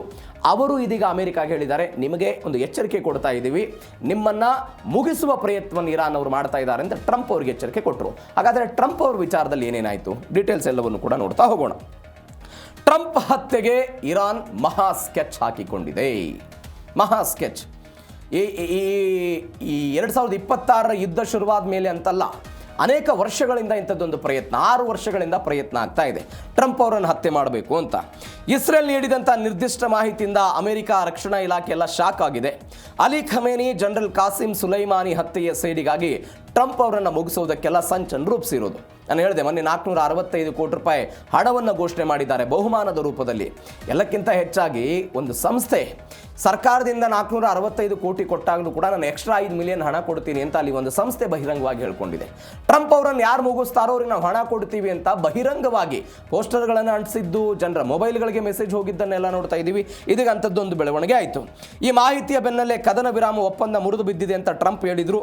ಇಸ್ರೇಲ್ನ ಸ್ಫೋಟಕ ವರದಿ ಇಡೀ ಅಮೆರಿಕಾದಲ್ಲಿ ಒಂದು ಹೈ ಅಲರ್ಟ್ ಘೋಷಣೆಗೆ ಕಾರಣ ಆಗಿದೆ. ಅಂದರೆ ಇರಾನ್ ಮಾಡಿಕೊಳ್ತಾ ಇದ್ದಂತಹ ಪ್ಲಾನ್ನ ಬಗ್ಗೆ ಯಾರಿಗೆ ಗೊತ್ತಾಯಿತು? ಅದರ ಶತ್ರು ದೇಶವಾಗಿರುವಂಥ ಇಸ್ರೇಲ್ಗೆ ಗೊತ್ತಾಗಿದೆ ಅನ್ನುವಂಥ ಸುದ್ದಿ. ಇಸ್ರೇಲ್ನವ್ರು ಯಾರಿಗೆ ಹೇಳಿದ್ರು ಅಂತ ಹೇಳಿದ್ರೆ ಅಮೆರಿಕಾದವ್ರಿಗೆ ಹೇಳಿದರು.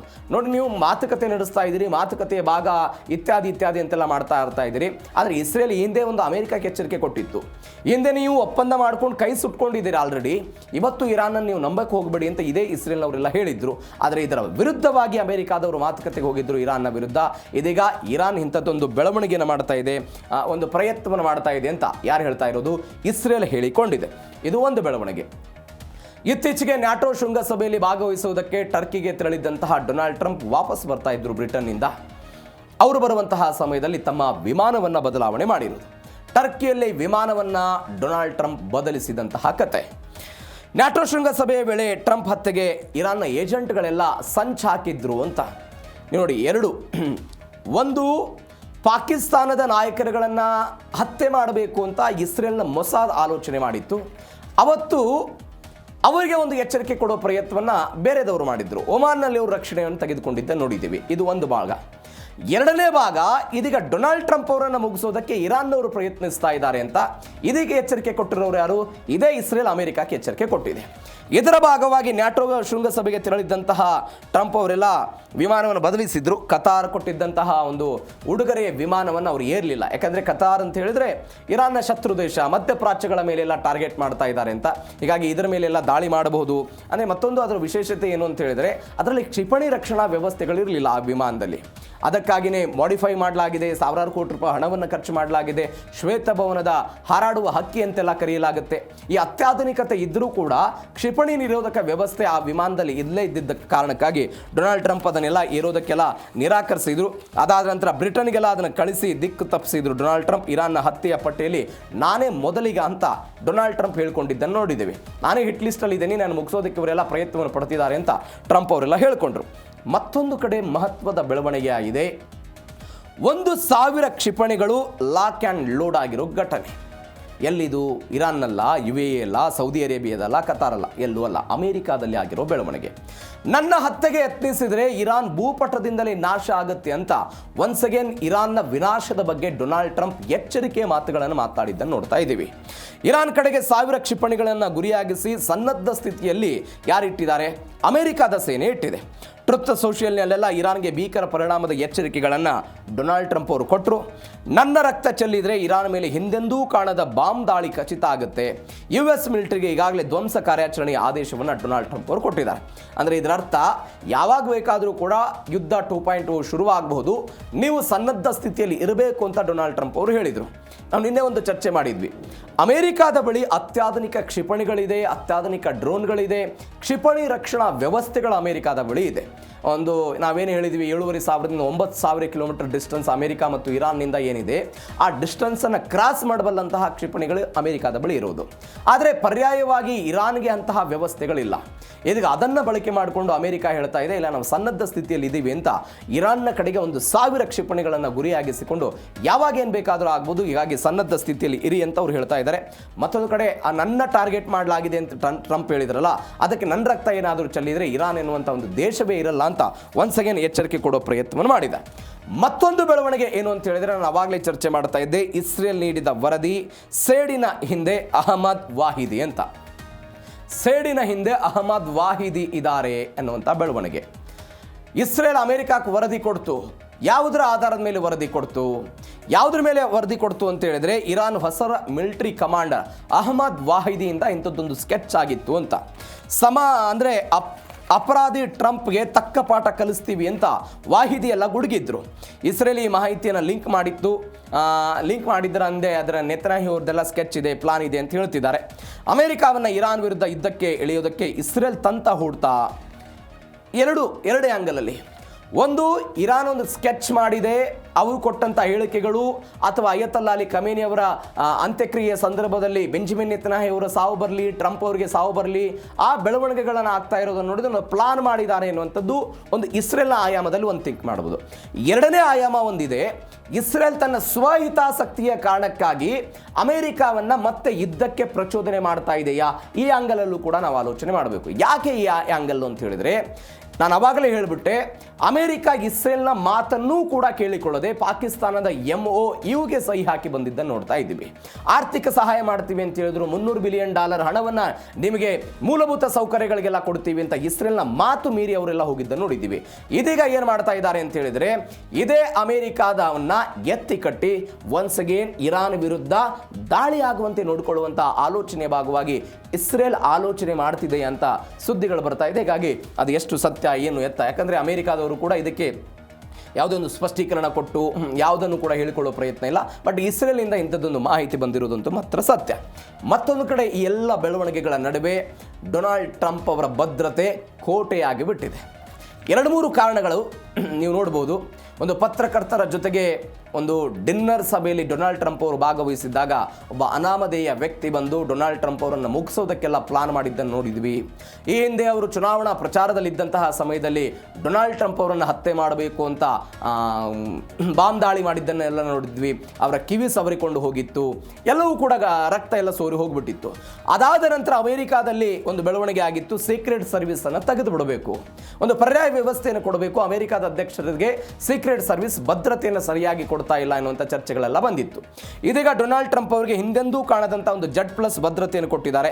ಅಧ್ಯಕ್ಷರ ಪ್ರತಿ ಪ್ರಚಾರ ಸಭೆ, ಪ್ರವಾಸಗಳಲ್ಲಿ ಹೈಟೆಕ್ ಡ್ರೋನ್ಗಳನ್ನೆಲ್ಲ ಬಳಸ್ತಾರಂತವರು. ಹತ್ಯೆಗೆ ಯತ್ನಿಸಿದರೆ ಇರಾನ್ನ ಇತಿಹಾಸವೇ ಅಂತ್ಯ ಅಂತ ಅಮೆರಿಕಾದ ಸೇನೆ ಪೆಂಟಗನ್ ಎಲ್ಲ ಹೇಳ್ಕೊಂಡಿತ್ತು. ಇರಾನ್ನ ಪ್ರತಿಯೊಂದು ಪ್ರಮುಖ ಸೇನಾ ನೆಲೆ ಮೇಲೆ ಹದ್ದಿನ ಕಣ್ಣಿಟ್ಟಿದ್ದಾರೆ. ಒಂದು ಸಣ್ಣ ತಪ್ಪು ಮಾಡಿದ್ರು ಕೂಡ ಇರಾನ್ ದೇಶವನ್ನು ಬೂದಿ ಮಾಡ್ತೀವಿ ಅಂತ ಡೊನಾಲ್ಡ್ ಟ್ರಂಪ್ ಅವರು ಒಂದು ಎಚ್ಚರಿಕೆ ಕೊಡೋ ಪ್ರಯತ್ನವನ್ನು ಮಾಡಿದ್ದಾರೆ. ಅಂದರೆ ಅಮೆರಿಕಾದ ಅಧ್ಯಕ್ಷರು ಡೊನಾಲ್ಡ್ ಟ್ರಂಪ್ ಅವರಾಗಿರ್ಬೋದು, ಈ ಹಿಂದಿನ ಅಧ್ಯಕ್ಷರಾಗಿರ್ಬೋದು, ಎಲ್ಲದರ ಮೇಲೆಯೂ ಕೂಡ ಕೆಲವೊಂದಿಷ್ಟು ಬಾರಿ ದಾಳಿ ಆಗುವಂತಹ ಪ್ರಯತ್ನಗಳಾಗಿದೆ.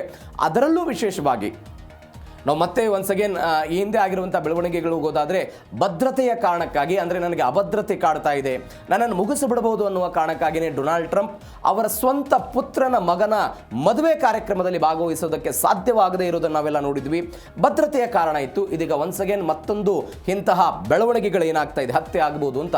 ಹೀಗಾಗಿ ಅಮೆರಿಕಾದ ರಕ್ಷಣಾ ವ್ಯವಸ್ಥೆ, ಸೀಕ್ರೆಟ್ ಸರ್ವಿಸ್ ಏಜೆನ್ಸಿ ಏನಿದೆ, ಅದು ತನ್ನ ಭದ್ರತೆಯನ್ನು ಹೆಚ್ಚಳ ಮಾಡಿಕೊಂಡಿದೆ. Z+ ಭದ್ರತೆಯನ್ನು ಅಮೆರಿಕಾದ ಅಧ್ಯಕ್ಷರಿಗೆ ಕೊಡ್ತಾ ಇದ್ದಾರೆ. ಹೀಗಾಗಿ ಏನಾಗುತ್ತೆ ಉಭಯ ದೇಶಗಳ ನಡುವೆ ಕಾದು ನೋಡೋಣ. ಭಾರತದ ವಿರುದ್ಧ ಅಥವಾ ನಮ್ಮ ಈಶಾನ್ಯ ಪ್ರದೇಶ ಅಂತ ನಾವೇನು ಕರಿತೀವಿ, ಅದರ ವಿರುದ್ಧ ಚೀನಾದ ತಗಾದೆ ಯಾವತ್ತೂ ಕೂಡ ಇದ್ದೇ ಇರುತ್ತೆ. ಯುದ್ಧ ಮಾಡೋದು, ಅತಿಕ್ರಮಣ ಮಾಡೋದು, ಅಲ್ಲಿ ಸೇನಾ ನೆಲೆಗಳನ್ನು ಸ್ಥಾಪನೆ ಮಾಡೋದು, ಹಳ್ಳಿಗಳ ಅಭಿವೃದ್ಧಿ ಮಾಡೋದು, ರಸ್ತೆಗಳನ್ನು ಮಾಡೋದು, ಆ ಮುಖಾಂತರ ಭಾರತವನ್ನು ಕೆಣಕುವ ಪ್ರಯತ್ನವನ್ನು ಚೀನಾ ಮಾಡ್ತಾ ಇರುತ್ತೆ. ಇದೀಗ ಬ್ರಹ್ಮಪುತ್ರ ನದಿಗೆ ಒಂದು ಅಡ್ಡಲಾಗಿ ಆಣೆಕಟ್ಟನ್ನು ಕಟ್ಟುವ ಮುಖಾಂತರ ಏನೋ ಒಂದು ಪ್ರಯತ್ನವನ್ನು ಮಾಡುವಂತಹ ಭಾಗವಾಗಿ ಚೀನಾ ಮುಂದಡಿ ಇಡ್ತಾ ಇತ್ತು. ಇದೀಗ ಚೀನಾದ ಮರಣ ಶಾಸನಕ್ಕೆ ತಾನೇ ಅಡಿಗಲ್ಲು ಹಾಕ್ತಾ ಇದೆ ಎನ್ನುವಂತಹ ಚರ್ಚೆಗಳು ದೊಡ್ಡ ಮಟ್ಟದಲ್ಲಿ ಭಾರತ ಮಾತ್ರವಲ್ಲ ಇಡೀ ಜಗತ್ತಿನಾದ್ಯಂತ ಆಗ್ತಾ ಇದೆ. ಸ್ವತಃ ಚೀನಾದಲ್ಲಿ ಚೀನಾ ಸರ್ಕಾರ ಕಟ್ಟುತ್ತಾ ಇರುವಂತಹ ಈ ಆಣೆಕಟ್ಟಿಗೆ ವ್ಯಾಪಕವಾದಂತಹ ವಿರೋಧಗಳು ಮತ್ತು ಅದರಿಂದ ಆಗಬಹುದಾದಂತಹ ಪರಿಣಾಮಗಳ ಬಗ್ಗೆ ವರದಿ ಕೊಡೋ ಪ್ರಯತ್ನವನ್ನು ಮಾಡ್ತಾ ಇದ್ದಾರೆ. ಈಶಾನ್ಯ ರಾಜ್ಯಗಳನ್ನು ಮುಳುಗಿಸೋದಕ್ಕೆ ಒಂದು ಚೀನಾ ಒಂದು ತಂತ್ರವನ್ನು ಹೂಡ್ತಾ ಇದೆ. ನಾವು ಅನೇಕ ದಿನಗಳಿಂದ ಒಂದು ವಿಚಾರದ ಬಗ್ಗೆ ಚರ್ಚೆ ಮಾಡ್ತಾ ಇದ್ವಿ. ಭಾರತ ಮತ್ತು ಪಾಕಿಸ್ತಾನದ ನಡುವೆ 1960ರಲ್ಲಿ ಸಿಂಧೂ ನದಿಯ ಬಗ್ಗೆ ಒಪ್ಪಂದಗಳಾಗಿತ್ತು. ಸಿಂಧೂ ನದಿಯ ಒಪ್ಪಂದ ಪೂರ್ವ ಮತ್ತು ಪಶ್ಚಿಮ ನದಿಗಳು ಹಂಚಿಕೆ ಆಗಿತ್ತು. ಅದಾದ ನಂತರ ಮಾಹಿತಿಗಳನ್ನು ಕೊಡಬೇಕಾಗಿತ್ತು, ಇತ್ಯಾದಿ ಅಂತ. ಆದರೆ ಟಿಬೆಟ್ನ ಪ್ರದೇಶದಲ್ಲಿ ಹುಟ್ಟುವಂತಹ ಬ್ರಹ್ಮಪುತ್ರ ನದಿ ಟಿಬೆಟ್ನಿಂದ ನೇರವಾಗಿ ಭಾರತಕ್ಕೆ ಬರುತ್ತೆ, ಭಾರತದಿಂದ ಬಾಂಗ್ಲಾದೇಶಕ್ಕೆ ಹರಿದು ಹೋಗುತ್ತೆ. ಹಾಗಾದರೆ ಈ ವಿಚಾರದ ನಡುವೆ ಚೀನಾ ಅಣೆಕಟ್ಟನ್ನು ಕಟ್ಟಬಹುದಾ? ಈಗಾಗಲೇ ಕಟ್ಟಿದೆಯಾ? ಯಾಕಿದರ ವಿರೋಧ? ಭಾರತ ಏನು ಸ್ಟ್ಯಾಂಡ್ ತೆಗೆದುಕೊಂಡಿದೆ? ಏನೇನು ಆಗಬಹುದು ಈ ಅಣೆಕಟ್ಟಿನಿಂದ? ಎಲ್ಲವನ್ನು ಕೂಡ ಈ ಸ್ಟೋರಿಯಲ್ಲಿ ಡೀಟೇಲ್ಸ್ ಆಗಿ ನೋಡ್ತಾ ಹೋಗೋಣ. ಬ್ರಹ್ಮಪುತ್ರಕ್ಕೆ ಚೀನಾ ಅಡ್ಡಗಾಲು, ಭೂಕಂಪದ ಭೀತಿ ಎದುರಾಗ್ತಾ ಇದೆ. ಭೂಕಂಪದ ಭೀತಿ. ಬ್ರಹ್ಮಪುತ್ರ ನದಿಗೆ ಚೀನಾ ಕಟ್ತಾ ಇರುವಂತಹ ಅಣೆಕಟ್ಟಿಗೆ ಪ್ರಕೃತಿಯಿಂದಲೇ ಭಾರಿ ಗಂಡಾಂತರ ಆಗಬಹುದು ಎನ್ನುವಂತಹ ಸುದ್ದಿಗಳು ಮತ್ತು ವರದಿಗಳು ಭಾರತದಿಂದ ಅಲ್ಲ, ಚೀನಾದಿಂದ ಬರ್ತಾ ಇರೋದು. ನಿರ್ಮಾಣವಾಗ್ತಾ ಇರುವಂತಹ ಪ್ರದೇಶದಲ್ಲಿ ಒಂದು ಭೂಕಂಪನ ರೇಖೆ ಇದೆ ಅಂತ. ಭೂಕಂಪನದ ರೇಖೆ ಥ್ಯಾಂಕ್ಸೋ ಅಂತ ಕರೀತಾರೆ ಅದಕ್ಕೆ ಅಡ್ಡಲಾಗಿ ಚೀನಾ ನಿರ್ಮಿಸ್ತಾ ಇರುವಂಥ ಒಂದು ಅಣೆಕಟ್ಟು ಯೋಜನೆ ಇದು. ಚೀನಾದ ಭೂವಿಜ್ಞಾನಿಗಳೆಲ್ಲ ಎಚ್ಚರಿಕೆ ಕೊಟ್ಟರು. ಈ ಬೃಹತ್ ಅಣೆಕಟ್ಟು ನಿರ್ಮಾಣವಾಗ್ತಾ ಇರುವಂತಹ ಜಾಗದ ತಳಭಾಗದಲ್ಲಿ ಫೈಜನ್ ಫಾಲ್ಟ್ ಎನ್ನುವಂಥದ್ದೊಂದಿದೆ. ಏನಿದು ಫೈಜನ್ ಫಾಲ್ಟ್ ಅಂತ ಹೇಳಿದರೆ ಅದೊಂದು ಭೂಮಿಯ ಒಳಗಿರುವ ಬಿರುಕು ಅಂತ ಸಾಮಾನ್ಯ ಭಾಷೆಯಲ್ಲಿ ನಾವೆಲ್ಲ ಅರ್ಥ ಮಾಡ್ಕೊಳ್ಬೋದು. ಇದಕ್ಕೆ ಭೂಕಂಪನದ ದೋಷ ರೇಖೆ ಅಂತ ಕರೀತಾರೆ ಇದನ್ನು. ಈ ಭೂಕಂಪನದ ದೋಷ ರೇಖೆ ಎಲ್ಲ ಹಾದು ಹೋಗಿದೆ ಅಂತ ಹೇಳಿದ್ರೆ ಚೀನಾ ನಿರ್ಮಾಣ ಮಾಡ್ತಾ ಇರುವಂತಹ ಅಣೆಕಟ್ಟಿನ ಕೆಳಭಾಗದಲ್ಲಿ ಇದು ಹೋಗಿದೆ. ತನ್ನ ಜಾಗವನ್ನು ಬದಲಾವಣೆ ಮಾಡುತ್ತೆ, ಅನೇಕ ವರ್ಷಗಳಿಂದೆಲ್ಲ ಆಗಿದೆ ಅಂತೆಲ್ಲ ಸುದ್ದಿಗಳಿದೆ. ಈ ಫೈಜನ್ ಫಾಲ್ಟ್ ಭೂಮಿಯ ಒಳಗಿನ ಪದರ ಇದೆಲ್ಲ ಬಿರುಕಾಗಿದೆ, ನುಜ್ಜಾಗಿ ಹೋಗ್ಬಿಟ್ಟಿದೆ ಅಂತ ವರದಿಗಳಿದೆ. ಮತ್ತೊಂದು ಕಡೆ ಭಾರತದ ಅರುಣಾಚಲ ಪ್ರದೇಶದಿಂದ ಕೇವಲ 50 ಕಿಲೋಮೀಟರ್ ದೂರದಲ್ಲಿರುವಂತಹ ಪ್ರದೇಶದಲ್ಲಿ ಇವರು ಅಣೆಕಟ್ಟನ್ನು ಕಟ್ಟುವ ಪ್ರಯತ್ನವನ್ನು ಮಾಡ್ತಾ ಇದ್ದಾರೆ. ಈ ಫೈಜನ್ ಇತ್ತು ಅಂತ ನಾನು ಏನು ಹೇಳಿದ್ನಲ್ಲ, ಆ ಫೈಜನ್ ಉತ್ತರ ತುದಿಯಲ್ಲಿ 2017ರಲ್ಲಿ 6.9 ತೀವ್ರತೆಯಲ್ಲಿ ಒಂದು ಭೂಕಂಪನ ಆಗಿತ್ತು. ಈ ಭೂಕಂಪನದ ತೀವ್ರತೆಯ ಭಾಗವಾಗಿ ಭೂವಿಜ್ಞಾನಿಗಳು ಒಂದು ವರದಿ ಕೊಟ್ಟರು. ಏನು ಹೇಳ್ತಾರೆ ವರದಿಯಲ್ಲಿ? ಅಣೆಕಟ್ಟು ನಿರ್ಮಾಣ ಆಗ್ತಾ ಇರುವ ಟಿಬೆಟ್ನ ಮೆದೋಗ್ ಜಿಲ್ಲೆಯ ಗ್ರೇಟ್ ಬೆಂಡ್ ಪ್ರದೇಶದ ಕೆಳಭಾಗದಲ್ಲಿ ದೋಷ ರೇಖೆ ಇದೆ, ಯಾವಾಗ ಬೇಕಾದರೂ ಕೂಡ ಭೂಕಂಪನ ಆಗಬಹುದು ಅಂತ ಅವರು ವರದಿಯಲ್ಲಿ ಹೇಳ್ತಾರೆ. ಮತ್ತೊಂದು ಭೂಕುಸಿತ ಮತ್ತು ಅಪಾಯ ಆಗಬಹುದು. ಭಾರತೀಯ ಮತ್ತು ಯುರೋಪಿಯನ್ ಟೆಕ್ಟೋನಿಕ್ ಪ್ಲೇಟ್ ನಿರಂತರವಾಗಿ ಡಿಕ್ಕಿ ಹೊಡಿತಾ ಇದೆ. ಈ ಡಿಕ್ಕಿ ಹೊಡೆದದ್ದರ ಪರಿಣಾಮವಾಗಿ ಭವಿಷ್ಯದಲ್ಲಿ ಭೂಕಂಪ ಸಂಭವಿಸಬಹುದಾದಂಥ ಆತಂಕಗಳಿದೆ ಚೀನಾ ನಿರ್ಮಾಣ ಮಾಡುವಂಥ ಅಣೆಕಟ್ಟಿನಿಂದ ಅಂತ ಅವರು ಹೇಳಿದರು. ಎರಡನೇದ್ದು, ಭೂಕಂಪನದಿಂದ ಬಂಡೆಗಳು ಬಿರುಕು ಬಿಡ್ತಾ ಇವೆ. ಸೊ ಅಣೆಕಟ್ಟಿನ ತಳಪಾಯ ಏನಾಗಿರುತ್ತೆ, ಇವತ್ತು ನೀವು ಅಣೆಕಟ್ಟನ್ನು ಕಟ್ಟಬಹುದು, ಮುಂದಿನ ಕೆಲ ವರ್ಷಗಳ ನಂತರ ಸಂಪೂರ್ಣವಾಗಿ ಅದು ಕುಸಿದು ಹೋಗಬಹುದು ಎನ್ನುವಂಥ ಆಲೋಚನೆಯ ಭಾಗವಾಗಿ ವರದಿಯನ್ನು ಕೊಟ್ಟಿದ್ದಾರೆ. ನೀವು ಮತ್ತೊಂದು ನೋಡಿ, ಇಲ್ಲೊಂದು 60 ಗಿಗಾವ್ಯಾಟ್ ವಿದ್ಯುತ್ತನ್ನು ಉತ್ಪಾದನೆ ಮಾಡುವಂಥ ಆಲೋಚನೆಯ ಭಾಗವಾಗಿ ಚೀನಾ ಇಂಥದ್ದೊಂದು ಪ್ರಯತ್ನವನ್ನು ಮಾಡ್ತಾ ಇದೆ ಅಂತ. ನಾನು ಆವಾಗಲೇ ಒಂದು ಪದ ಹೇಳಿದೆ ನಿಮಗೆ, ಫೈಜನ್ ಫಾಲ್ಟ್ ಅಂತ. ನಮಗೆ ಸಾಮಾನ್ಯ ಭಾಷೆಯಲ್ಲಿ ಹೆಂಗೆ ಇದನ್ನು ಅರ್ಥ ಮಾಡ್ಕೊಳ್ಳೋದು ಅಂತ ಹೇಳಿದ್ರೆ, ಯಾವುದೋ ಒಂದು ಭೂಮಿಯ ಒಳಗಿರುವಂತಹ ಬಿರುಕು ಬಿದ್ದುಬಿಟ್ಟಿದೆ. ಈಗ ನಮ್ಮದೇ ಮನೆಯ ಒಂದು ಉದಾಹರಣೆ ತೆಗೆದುಕೊಳ್ಳಿ. ಯಾವುದೋ ಒಂದು ಗೋಡೆಯಲ್ಲಿ ವಿಪರೀತವಾದಂಥ ಬಿರುಕು ಬಿದ್ದುಬಿಟ್ಟಿದೆ. ಆ ಬಿರುಕು ಬಿದ್ದಿರುವಂತಹ ಗೋಡೆ ಮೇಲೆ ನಾವು ಹೆಚ್ಚು ಒತ್ತಡವನ್ನು ಹಾಕಲ್ಲ, ಹೆಚ್ಚು ಭಾರವಾದಂಥ ವಸ್ತುಗಳನ್ನು ಇಡೋದಕ್ಕೆ ಹೋಗಲ್ಲ, ಬಿಕಾಸ್ ಅದು ಕುಸಿದು ಬೀಳುತ್ತೆ ಅಂತ ಒಂದು. ಎರಡನೇದು, ಈಗ ಚೀನಾಕ್ಕೆ ನಾವು ಎಕ್ಸಾಂಪಲ್ ಕೊಡೋದಾದರೆ, ಹೀಗೆ ಬಿರುಕು ಬಿಟ್ಟಿರುವಂತಹ ಗೋಡೆಯ ಪಕ್ಕದಲ್ಲಿ ಅದರ ಆಸುಪಾಸಿನಲ್ಲಿ ಯಾವುದೇ ಕಾರಣಕ್ಕೂ ನೀರು ನಿಲ್ಲದಂತೆ ನಾವು ನೋಡ್ಕೊಳ್ತೀವಿ. ಅತಿಯಾದ ನೀರು ನಿಂತು ಬಿಟ್ಟರೆ ಒನ್ಸ್ ಅಗೇನ್ ಗೋಡೆ ಕುಸಿತ ಆಗಬಹುದು ಎನ್ನುವಂಥ ಆತಂಕ ನಮ್ಮ ಮನೆಗಳಲ್ಲಿ ಇರುತ್ತೆ. ಅದೇ ಸೇಮ್ ಕಾನ್ಸೆಪ್ಟ್ ಚೀನಾದ ಅಣೆಕಟ್ಟಿಗೂ ಕೂಡ ಅಪ್ಲೈ ಆಗುತ್ತೆ. ಭೂಮಿಯ ಒಳಗಡೆ ಬಿರುಕು ಬಿಟ್ಟಿದೆ, ನೀವು ಅಲ್ಲಿ ಹೋಗಿ ಅಣೆಕಟ್ಟು ಮಾಡಿದರೆ ಮುಂದಿನ ದಿನಗಳಲ್ಲಿ ಭೂಕಂಪ ಆಗಬಹುದು, ಅಣೆಕಟ್ಟೆ ಕುಸಿದು ಹೋಗ್ಬೋದು ಅಂತ ಅಲ್ಲಿಯ ವರದಿಯಲ್ಲೆಲ್ಲ ಉಲ್ಲೇಖ ಆಗಲಾಗಿದೆ. ಹಾಗಾದರೆ ವಿಶ್ವದ ಅತಿ ದೊಡ್ಡ ಜಲಬಾಂಬ್ ನಿರ್ಮಾಣ ಮಾಡ್ತಿದೆಯಾ ಚೀನಾ ಅನ್ನುವಂಥದ್ದೊಂದು ಪ್ರಶ್ನೆ. ಇಂಥದ್ದೊಂದು ಆತಂಕವೂ ಕೂಡ ವ್ಯಕ್ತವಾಗ್ತಾ ಇದೆ. ಏನದು? ಚೀನಾದ 3 ಗೋರ್ಜಸ್ ಅಣೆಕಟ್ಟಿಗಿಂತ 3 ಪಟ್ಟು ದೊಡ್ಡದಾದಂತಹ ಒಂದು ಬೃಹತ್ ಯೋಜನೆ ಇದು. 3 ಪಟ್ಟು ದೊಡ್ಡದಾದಂತು ಈ ಹಿಂದೆ ನಿರ್ಮಾಣ ಮಾಡಿದ್ದಂತಹ ಅಣೆಕಟ್ಟಿದು. ಅದಕ್ಕಿಂತಲೂ 3 ಪಟ್ಟು ದೊಡ್ಡದಾಗಿ ಇವರೆಲ್ಲ ಮಾಡ್ತಾ ಇದ್ದಾರೆ. ನೀವು ಸ್ವಲ್ಪ ಬ್ರಹ್ಮಪುತ್ರ ನದಿಯ ಹೆಂಗೆ ಹರಿಯುತ್ತೆ ಏನು ಅಂತ ನೋಡ್ಬಿಡೋಣ. ಅದಾದ ನಂತರ ಈ ಕಾನ್ಸೆಪ್ಟಿಗೆ ಬರೋಣ. ಬ್ರಹ್ಮಪುತ್ರ ನದಿ ಏನಾಗುತ್ತೆ, ನೈಋತ್ಯ ಟಿಬೆಟ್ನ ಹಿಮಾಲಯ ಪರ್ವತ ಶ್ರೇಣಿ ಚಮಾಯಂಗ್ ಡುಂಗ್ ಎನ್ನುವಂಥ ಒಂದು ಪ್ರದೇಶ ಮತ್ತು ಅಂಗ್ಸಿ ಎನ್ನುವಂಥ ಒಂದು ಹಿಮ ನದಿಯಲ್ಲಿ ಇದೆಲ್ಲ ಉಂಟಾಗುತ್ತೆ. ಅಂದರೆ ಟಿಬೆಟ್ನಲ್ಲಿ ಹುಟ್ಟುಕೊಳ್ಳುತ್ತೆ. ಅಲ್ಲಿಂದ ಟಿಬೆಟ್ನಲ್ಲಿ ಇದನ್ನು ಏನಂತ ಕರೀತಾರೆ, ಯಾರ್ಲುಂಗ್ ಸಾಂಗ್ಕೋ ಅಂತ ಇದನ್ನು ಕರೀತಾರೆ. ಒಟ್ಟಾರೆ ಇದರ ವ್ಯಾಪ್ತಿ 2900 ಕಿಲೋಮೀಟರ್ ಇದೆ. ಅದು ಭಾರತ, ಚೀನಾ, ಅದಾದ ನಂತರ ಬಾಂಗ್ಲಾದೇಶ. ಒಟ್ಟು 2900 ಕಿಲೋಮೀಟರ್. ಅದರಲ್ಲಿ 1700 ಕಿಲೋಮೀಟರ್ ಚೀನಾದ ವ್ಯಾಪ್ತಿಯಲ್ಲಿದೆ. 1700 ಕಿಲೋಮೀಟರ್. ಇದು ಟಿಬೆಟ್ನಿಂದ ಭಾರತಕ್ಕೆ ಬರುವಾಗ, ಅರುಣಾಚಲ ಪ್ರದೇಶಕ್ಕೆ ಬಂದಾಗ ಇದನ್ನು ಸಿಯಾಂಗ್ ದಿಹಾಂಗ್ ಅಂತ ಕರೀತಾರೆ. ಇದಕ್ಕೆ ಅಸ್ಸಾಮಕ್ಕೆ ಬಂದಾಗ ನಾವು ಬ್ರಹ್ಮಪುತ್ರ ಅಂತ ಕರಿತೀವಿ. ಇದು ಕೊನೆಯದಾಗಿ ಎಲ್ಲಿ ಹೋಗುತ್ತೆ ಅಂತ ಹೇಳಿದ್ರೆ ಬಾಂಗ್ಲಾಕ್ಕೆ ಹೋಗುತ್ತೆ. ಬಾಂಗ್ಲಾದಲ್ಲಿ ಇದನ್ನು ಜಮುನಾ ಅಂತ ಕರಿತೀವಿ. ಈ ಜಮುನಾ ನದಿ ಅಂದರೆ ಬಾಂಗ್ಲಾದಲ್ಲಿ ಈ ಬ್ರಹ್ಮಪುತ್ರ ನದಿಗೆ ಏನು ಮಾಡ್ತಾ ಇದ್ದಾರೆ, ಮೆದೋಗ್ ಜಲವಿದ್ಯುತ್ ಯೋಜನೆ ಅಂತ ಭಾರತದ ಗಡಿಯಿಂದ ಒಂದು 50 ಕಿಲೋಮೀಟರ್ ದೂರದ ಪ್ರದೇಶದಲ್ಲಿ ಇದನ್ನು ನಿರ್ಮಾಣ ಮಾಡೋ ಪ್ರಯತ್ನವನ್ನು ಮಾಡ್ತಾ ಇದ್ದಾರೆ. ಒಂದು 11 ರಿಂದ 14 ಲಕ್ಷ ಕೋಟಿ ರೂಪಾಯಿ ವೆಚ್ಚವನ್ನು ಇದಕ್ಕಾಗಿ ಅವರು ಪ್ರಯತ್ನವನ್ನು ಪಟ್ಟು ಒಂದು 60,000 ಮೆಗಾವ್ಯಾಟ್ ವಿದ್ಯುತ್ತನ್ನು ಅವರು ತಯಾರು ಮಾಡ್ತಾ ಇರೋದು. 3 ಚಾರ್ಜಸ್ ಎನ್ನುವಂಥ ಒಂದು ಡ್ಯಾಮನ್ನು ಈ ಹಿಂದೆ ಅವರು ಕಟ್ಟಿದ್ರು. ಅದರ ಉತ್ಪಾದನೆ ಎಷ್ಟಾಗಿತ್ತು ಅಂತ ಹೇಳಿದ್ರೆ 22,500 ಮೆಗಾವ್ಯಾಟ್ ವಿದ್ಯುತ್ತನ್ನು ಜಗತ್ತಿನ ಅತಿ ದೊಡ್ಡ ಅಣೆಕಟ್ಟಿನಿಂದ ಅವರು ಉತ್ಪಾದನೆ ಮಾಡ್ತಾ ಇದ್ರು. ನೀವು ಜಸ್ಟ್ ಇಮ್ಯಾಜಿನ್, 22,500 ಅವತ್ತು ಅವರು ಉತ್ಪಾದನೆ ಮಾಡ್ತಾ ಇದ್ರು. ಅದರ 3 ಪಟ್ಟು ಇವತ್ತು ಇದರ ಕೆಲಸದ ವ್ಯಾಪ್ತಿ ಜಾಸ್ತಿ ಆಗ್ತಾ ಇದೆ. ನಾನು ಅವಾಗಲೇ ಹೇಳಿದೆ, ಈಗಾಗಲೇ ಬಿರುಕು ಬಿಟ್ಟಿದೆ, ಭೂಕಂಪನ ಆಗಬಹುದು. 2017ರಲ್ಲಿ ಈಗಾಗಲೇ 6.9 ತೀವ್ರತೆಯಲ್ಲಿ ಭೂಕಂಪನ ಆಗಿತ್ತು. ಅನೇಕ ಸಮಸ್ಯೆಗಳನ್ನು ನಾವೆಲ್ಲ ಅನುಭವಿಸಿದ್ವಿ. ಚೀನಾದ ಮತ್ತು ಈಶಾನ್ಯ ರಾಜ್ಯಗಳ ಜನ ಎಲ್ಲ ಅನುಭವಿಸಿದ್ದ ನೋಡಿದ್ವಿ. ಇದರಿಂದ ಏನಾಗ್ಬಿಟ್ರು ಅಂತ ಹೇಳಿದ್ರೆ ಅನೇಕ ಸಮಸ್ಯೆಗಳಾಗಬಹುದು ಅಂತ. ನೀವು ನೋಡಿ, ಈ 3 ಚಾರ್ಜಸ್ ಎನ್ನುವಂಥ ಒಂದು ಡ್ಯಾಮನ್ನು ಕಟ್ಟಿದ್ರಲ್ಲ, ಒಂದು ಬದಲಾವಣೆ ಆಯಿತು. ಏನು ಬದಲಾವಣೆ ಆಯಿತು? ಭೂಮಿ ತಿರುಗುವಂತಹ, ಅಂದರೆ ಭೂಮಿ ಸುತ್ತುವಂತಹ ವೇಗ ಇತ್ತಲ್ಲ, ಅದು ತನ್ನ ಅಕ್ಷವನ್ನು ಸುತ್ತುವಂತಹ ವೇಗ 0.06 ಮೈಕ್ರೋ ಸೆಕೆಂಡ್ ಆ ಡ್ಯಾಮನ್ನು ಕಟ್ಟಿದ್ದರ ಪರಿಣಾಮವಾಗಿ ನಿಧಾನವಾಗಿದೆ. ಗಮನಿಸಬೇಕಾದ ಸಂಗತಿ, ತನ್ನ ಅಕ್ಷವನ್ನು ಸುತ್ತುವಂತಹ ಭೂಮಿಯ ಸಾಮರ್ಥ್ಯ 0.06 ಮೈಕ್ರೋ ಸೆಕೆಂಡ್ ಅವತ್ತು ಕಡಿಮೆ ಆಗಿತ್ತು. ಅದರ ವಿರುದ್ಧವಾಗಿ ಇವತ್ತು 3 ಪಟ್ಟು ದೊಡ್ಡದಾದಂತಹ ಅಣೆಕಟ್ಟುಗಳನ್ನು ಕಟ್ಟಿದರೆ ಒನ್ಸ್ ಅಗೇನ್ ಭೂಮಿಯ ಚಲನೆಯ ಬಗ್ಗೆಯೂ ಕೂಡ ಇಲ್ಲಿ ಪ್ರಶ್ನೆ ಬರುತ್ತೆ. ಹೀಗಾಗಿ ಜಾಗತಿಕವಾಗಿ ಇದನ್ನು ವಿರೋಧ ಮಾಡುವಂತಹ ಪ್ರಯತ್ನಗಳಾಗ್ತಾ ಇದೆ. ಇಂಥದ್ದೊಂದು ಬೆಳವಣಿಗೆಗಳಾಗ್ತಾ ಇದೆ. ಮತ್ತೊಂದು ಬೆಳವಣಿಗೆ ಏನು ಅಂತ ಹೇಳಿದ್ರೆ, ನಾನು ಅವಾಗಲೇ ಹೇಳಿದೆ, ಇದರ ವಿರುದ್ಧ ಭಾರತ ಏನಾದರೂ ಕಾನೂನಾತ್ಮಕವಾಗಿ ಹೋರಾಟ ಮಾಡಬಹುದಾ? ಕಾನೂನಾತ್ಮಕವಾಗಿ ಹೋರಾಟ ಮಾಡಬಹುದಾ? ಜಲಬಾಂಬೆ ಯಾಕೆ ಅಂತ. ಭಾರತ ಮತ್ತು ಪಾಕಿಸ್ತಾನದಂತೆ ಸಿಂಧು ನದಿ ಒಪ್ಪಂದದಂತೆ ಬ್ರಹ್ಮಪುತ್ರ ನದಿಗೆ ಯಾವುದೇ ವಿಚಾರಗಳ ಬಗ್ಗೆ ಒಪ್ಪಂದಗಳಾಗಿಲ್ಲ. ಒಂದು ಒಪ್ಪಂದ ಆಗಿದೆ. ಏನು ಅಂತ ಹೇಳಿದ್ರೆ, ಈಗ ಉದಾಹರಣೆಗೆ ನೀವು ಇವತ್ತಿನ ಕಾವೇರಿ ನದಿ ಅಂತ ತೆಗೆದುಕೊಳ್ಳಿ. ಕಾವೇರಿ ನದಿ ಕರ್ನಾಟಕದಲ್ಲಿ ಹುಟ್ಟುತ್ತೆ, ತಳಭಾಗದಲ್ಲಿ ತಮಿಳುನಾಡಿಗೆ ಹರಿದು ಹೋಗುತ್ತೆ. ಇವತ್ತು ಕೆಳಭಾಗದಲ್ಲಿರುವಂತಹ ತಮಿಳುನಾಡು ನೀವು ಕಟ್ಟುವಂತಹ ಮೇಕೆದಾಟು ಅಣೆಕಟ್ಟಿಗೆ ನಾನು ವಿರೋಧ ವ್ಯಕ್ತಪಡಿಸ್ತೀನಿ ಅಂತ ಅವರು ವಿರೋಧ ವ್ಯಕ್ತಪಡಿಸ್ತಾ ಇರೋದು. ಬಟ್ ಕರ್ನಾಟಕ ನಾವು ಅದನ್ನು ನೀರನ್ನು ಬಳಕೆ ಮಾಡ್ಕೊಳ್ತೀವಿ ಅಂತ ಅಣೆಕಟ್ಟನ್ನು ಕಟ್ತಾ ಇದ್ದೀವಿ.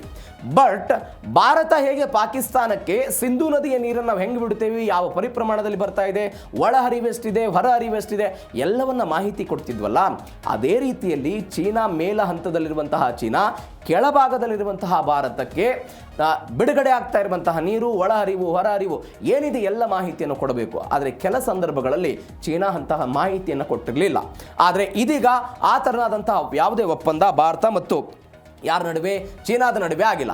ಈ ಕಾರಣಕ್ಕಾಗಿ ಚೀನಾ ಏನು ಮಾಡಿದೆ ಅಂತ ಹೇಳಿದ್ರೆ, ಇದೇ ಪ್ರದೇಶದಲ್ಲಿ ಒಂದು ಜಾಂಗು ಅಣೆಕಟ್ಟು, ದಾಗು, ಜಕ್ಸು, ಜಿಯಾಚಾ, ಹೀಗೆ ಅನೇಕ ಅಣೆಕಟ್ಟುಗಳನ್ನು ಇದು ಕಟ್ಟುವ ಪ್ರಯತ್ನವನ್ನು ಮಾಡ್ತಾ ಇದೆ. ಈ 50 ಕಿಲೋಮೀಟರ್ ವ್ಯಾಪ್ತಿಯಲ್ಲಿ ಮತ್ತೆ 5 ಅಣೆಕಟ್ಟುಗಳ ಕಟ್ಟುವಂಥ ಆಲೋಚನೆಯಲ್ಲಿ ಇದೇ ಚೀನಾದವರು ಇದ್ದಾರೆ ಅನ್ನುವಂಥ ಆಲೋಚನೆ. ಹೀಗಾಗಿ ಇದನ್ನು ಒಂದು ಕುತಂತ್ರ ಅಂತೆಲ್ಲ ಕರೀಲಾಗ್ತಾ ಇದೆ.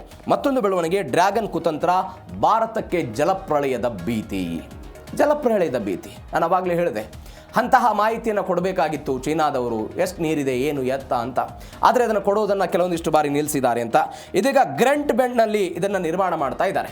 ಇದು ಅರುಣಾಚಲ ಪ್ರದೇಶದ ಗಡಿಗೆ ಅತ್ಯಂತ ತೀರಾ ಹತ್ತಿರದಲ್ಲಿರುವಂತಹ ಪ್ರದೇಶ. ಇದು ಗ್ರೆಂಟ್ ಬೆಂಡ್ ಅಂತ ಕರೀತಾರೆ. ಅಂದರೆ ಗ್ರೆಂಟ್ ಬೆಂಡ್ ಅಂತಂದರೆ ಒಂದು ಯು ಆಕಾರದಲ್ಲಿ ಅದು ತಿರುವು ಪಡೆದುಕೊಳ್ಳುತ್ತೆ. ಬ್ರಹ್ಮಪುತ್ರ ನದಿ ಗ್ರೇಟ್ ಬೆಂಡ್ ಅಂತ ಕರೀತಾರೆ. ಇದನ್ನು ಯು ಆಕಾರದಲ್ಲಿ ಇದು ತಿರುವನ್ನು ತೆಗೆದುಕೊಳ್ಳುತ್ತೆ.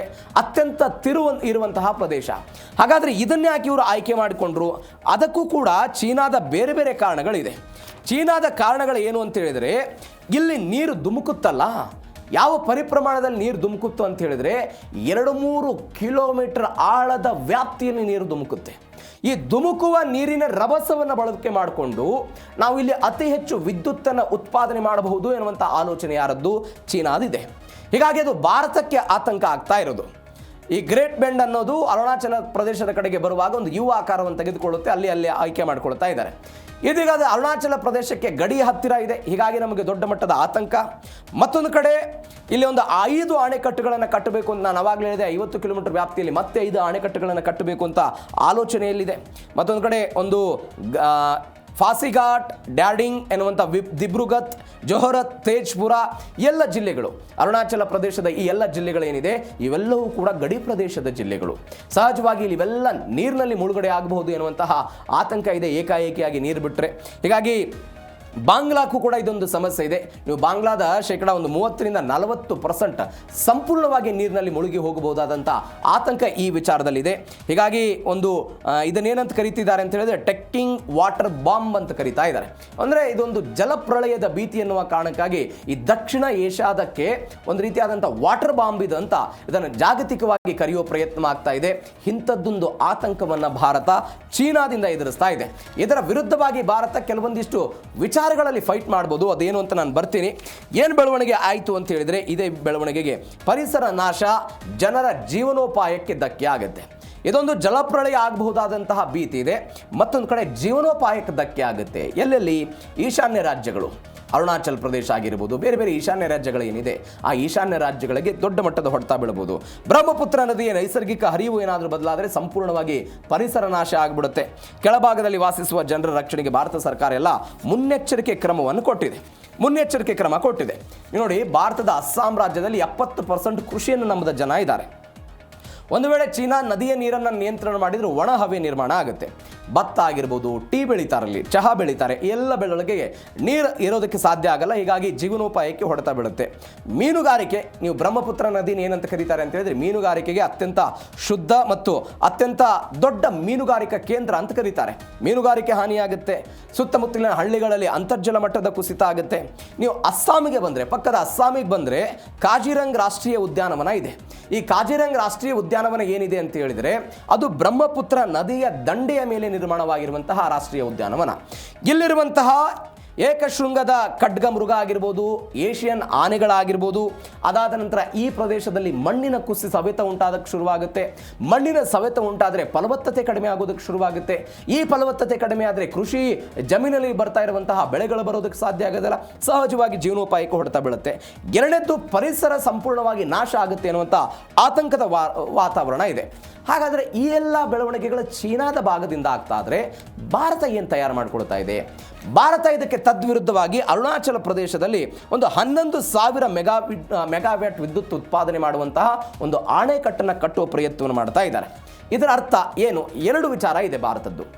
ಒಂದು ವೇಳೆ ಚೀನಾದಿಂದ ನೀರು ವಿಪರೀತವಾಗಿ ಏನಾದರೂ ಈ ಅಸ್ಸಾಂ ಆಗಿರ್ಬೋದು, ಅರುಣಾಚಲ ಪ್ರದೇಶಕ್ಕೆ ಏನಾದರೂ ಬಂದರೆ ಆ ನೀರನ್ನು ಹೊಸದಾಗಿ ಕಟ್ತಾ ಇರುವಂಥ ಅಣೆಕಟ್ಟಿನಲ್ಲಿ ಸ್ಟಾಕ್ ಮಾಡಿಟ್ಕೊಳ್ಳೋದು, ಅದರಿಂದ ಜಲವಿದ್ಯುತ್ತನ್ನು ನಾವು ತಯಾರು ಮಾಡಬಹುದು ಅನ್ನೋದು ಭಾರತದ ಒಂದು ಕಲ್ಪನೆ. ಎರಡನೇದ್ದು, ಹೀಗೆ ನೀರನ್ನು ವಿಪರೀತವಾಗಿ ಬಿಟ್ಟಾಗ ಅದನ್ನು ಸ್ಟಾಕ್ ಮಾಡಿಟ್ಕೊಂಡು ಒಂದು ವೇಳೆ ನಾಳೆ ಚೀನಾ ನೀರನ್ನು ಬಿಡದೆ ಹೋದರೆ ಅದನ್ನು ಅಸ್ಸಾಂ ಮತ್ತು ಅರುಣಾಚಲ ಪ್ರದೇಶ ಈಶಾನ್ಯ ರಾಜ್ಯದ ಜನರ ಕೃಷಿಗೆ ಅದನ್ನು ಬಳಕೆ ಮಾಡಿಕೊಳ್ಳಬಹುದು ಎನ್ನುವಂತಹ ಆಲೋಚನೆ ಯಾರಿಗಿದೆ ಅಂತ ಹೇಳಿದ್ರೆ ಭಾರತಕ್ಕಿದೆ. ಹೀಗಾಗಿ ಅದನ್ನು ಬಳಕೆ ಮಾಡಿಕೊಳ್ತಾ ಇದ್ದಾರೆ. ಮೂರನೇದು ಆಪ್ಷನ್ ಭಾರತಕ್ಕಿರೋದು ಒಂದು ಇಂಪಾರ್ಟೆಂಟ್, ಇದು ಬಳಕೆದಾರರ ಹಕ್ಕು ಅಂತ ಕರೀತಾರೆ ಇದನ್ನು.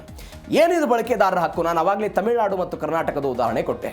ಈಗ ಕರ್ನಾಟಕ ನಾನು ಮೇಲಿದ್ದೇನೆ ಅನ್ನುವ ಕಾರಣಕ್ಕಾಗಿ ತಮಿಳುನಾಡಿಗೆ ಹೋಗುವಂಥ ಎಲ್ಲ ನೀರನ್ನು ಕೂಡ ನಿಯಂತ್ರಣ ಮಾಡೋದಕ್ಕೆ ಸಾಧ್ಯ ಇಲ್ಲ. ಅದರ ಹರಿವನ್ನು ಬದಲಾವಣೆ ಮಾಡೋದು, ನನಗೆ ಬೇಕಾದಷ್ಟು ನೀರನ್ನು ನಾನೆಲ್ಲ ಬಳಕೆ ಮಾಡ್ಕೊಳ್ಳೋದು, ಅವರೇನಾದರೂ ಆದರೆ ಕಾನೂನಾತ್ಮಕವಾಗಿ ಹೋರಾಟಕ್ಕೆ ಸುಪ್ರೀಂ ಕೋರ್ಟಿಗೆ ಹೋಗ್ತಾರೆ. ಅದೇ ರೀತಿಯಾಗಿ ಭಾರತವು ಕೂಡ ತನ್ನ ವ್ಯಾಪ್ತಿಗೆ ಬರುವಂತಹ ನೀರನ್ನು ತೆಗೆದುಕೊಂಡು ಅತಿ ಹೆಚ್ಚು ಅದನ್ನು ಬಳಕೆ ಮಾಡಿಕೊಂಡು ಚೀನಾಗಿಂತಲೂ ಕೂಡ ಅದನ್ನು ಮೀರಿಸಿ, ಇಲ್ಲ ನನಗೂ ಕೂಡ ಇಲ್ಲಿ ಬಳಕೆ ಮಾಡಿಕೊಳ್ಳುವಂಥ ಹಕ್ಕಿದೆ ಅನ್ನೋದನ್ನು ನಾವು ಏನಾದರೂ ಪ್ರತಿಪಾದನೆ ಮಾಡಿದರೆ ಅದನ್ನು ಬಳಕೆದಾರರ ಹಕ್ಕು ಅಂತ ಕರೀತಾರೆ. ಆ ಬಳಕೆದಾರರ ಹಕ್ಕನ್ನು ಪ್ರತಿಪಾದನೆ ಮಾಡೋದಕ್ಕೆ ಭಾರತ ಮುಂದಾಗ್ತಾ ಇದೆ. ಹೀಗಾಗಿ ಕೇಂದ್ರ ವಿದೇಶಾಂಗ ರಾಜ್ಯ ಸಚಿವ ಕೀರ್ತಿ ವರ್ಧನ್ ಸಿಂಗ್ ಎಲ್ಲ ಹೇಳಿದ್ದಾರೆ, ಇಂಥದ್ದೊಂದೆಲ್ಲ ಬೆಳವಣಿಗೆಗಳಾಗ್ತಾ ಇದೆ ಇತ್ಯಾದಿ ಅಂತ.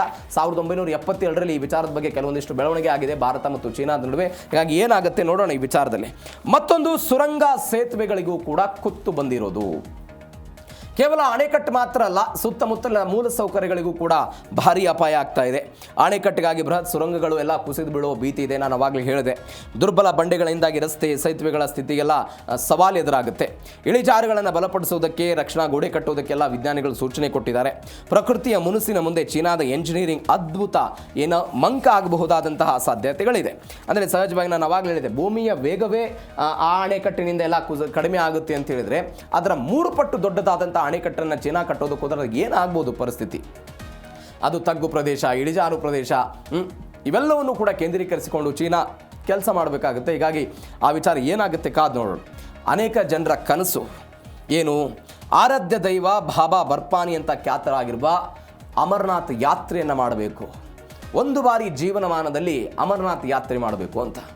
ಹಿಂದೆ ಅನೇಕ ಜನ ಕಷ್ಟಪಟ್ಟು ಅಮರನಾಥ ಯಾತ್ರೆಗೆಲ್ಲ ಹೋಗ್ತಾ ಇದ್ರು. ಕುದುರೆ, ಕಾಲ್ನಡಿಗೆ, ಯಾವುದೇ ಫೆಸಿಲಿಟಿ ಇರಲಿಲ್ಲ.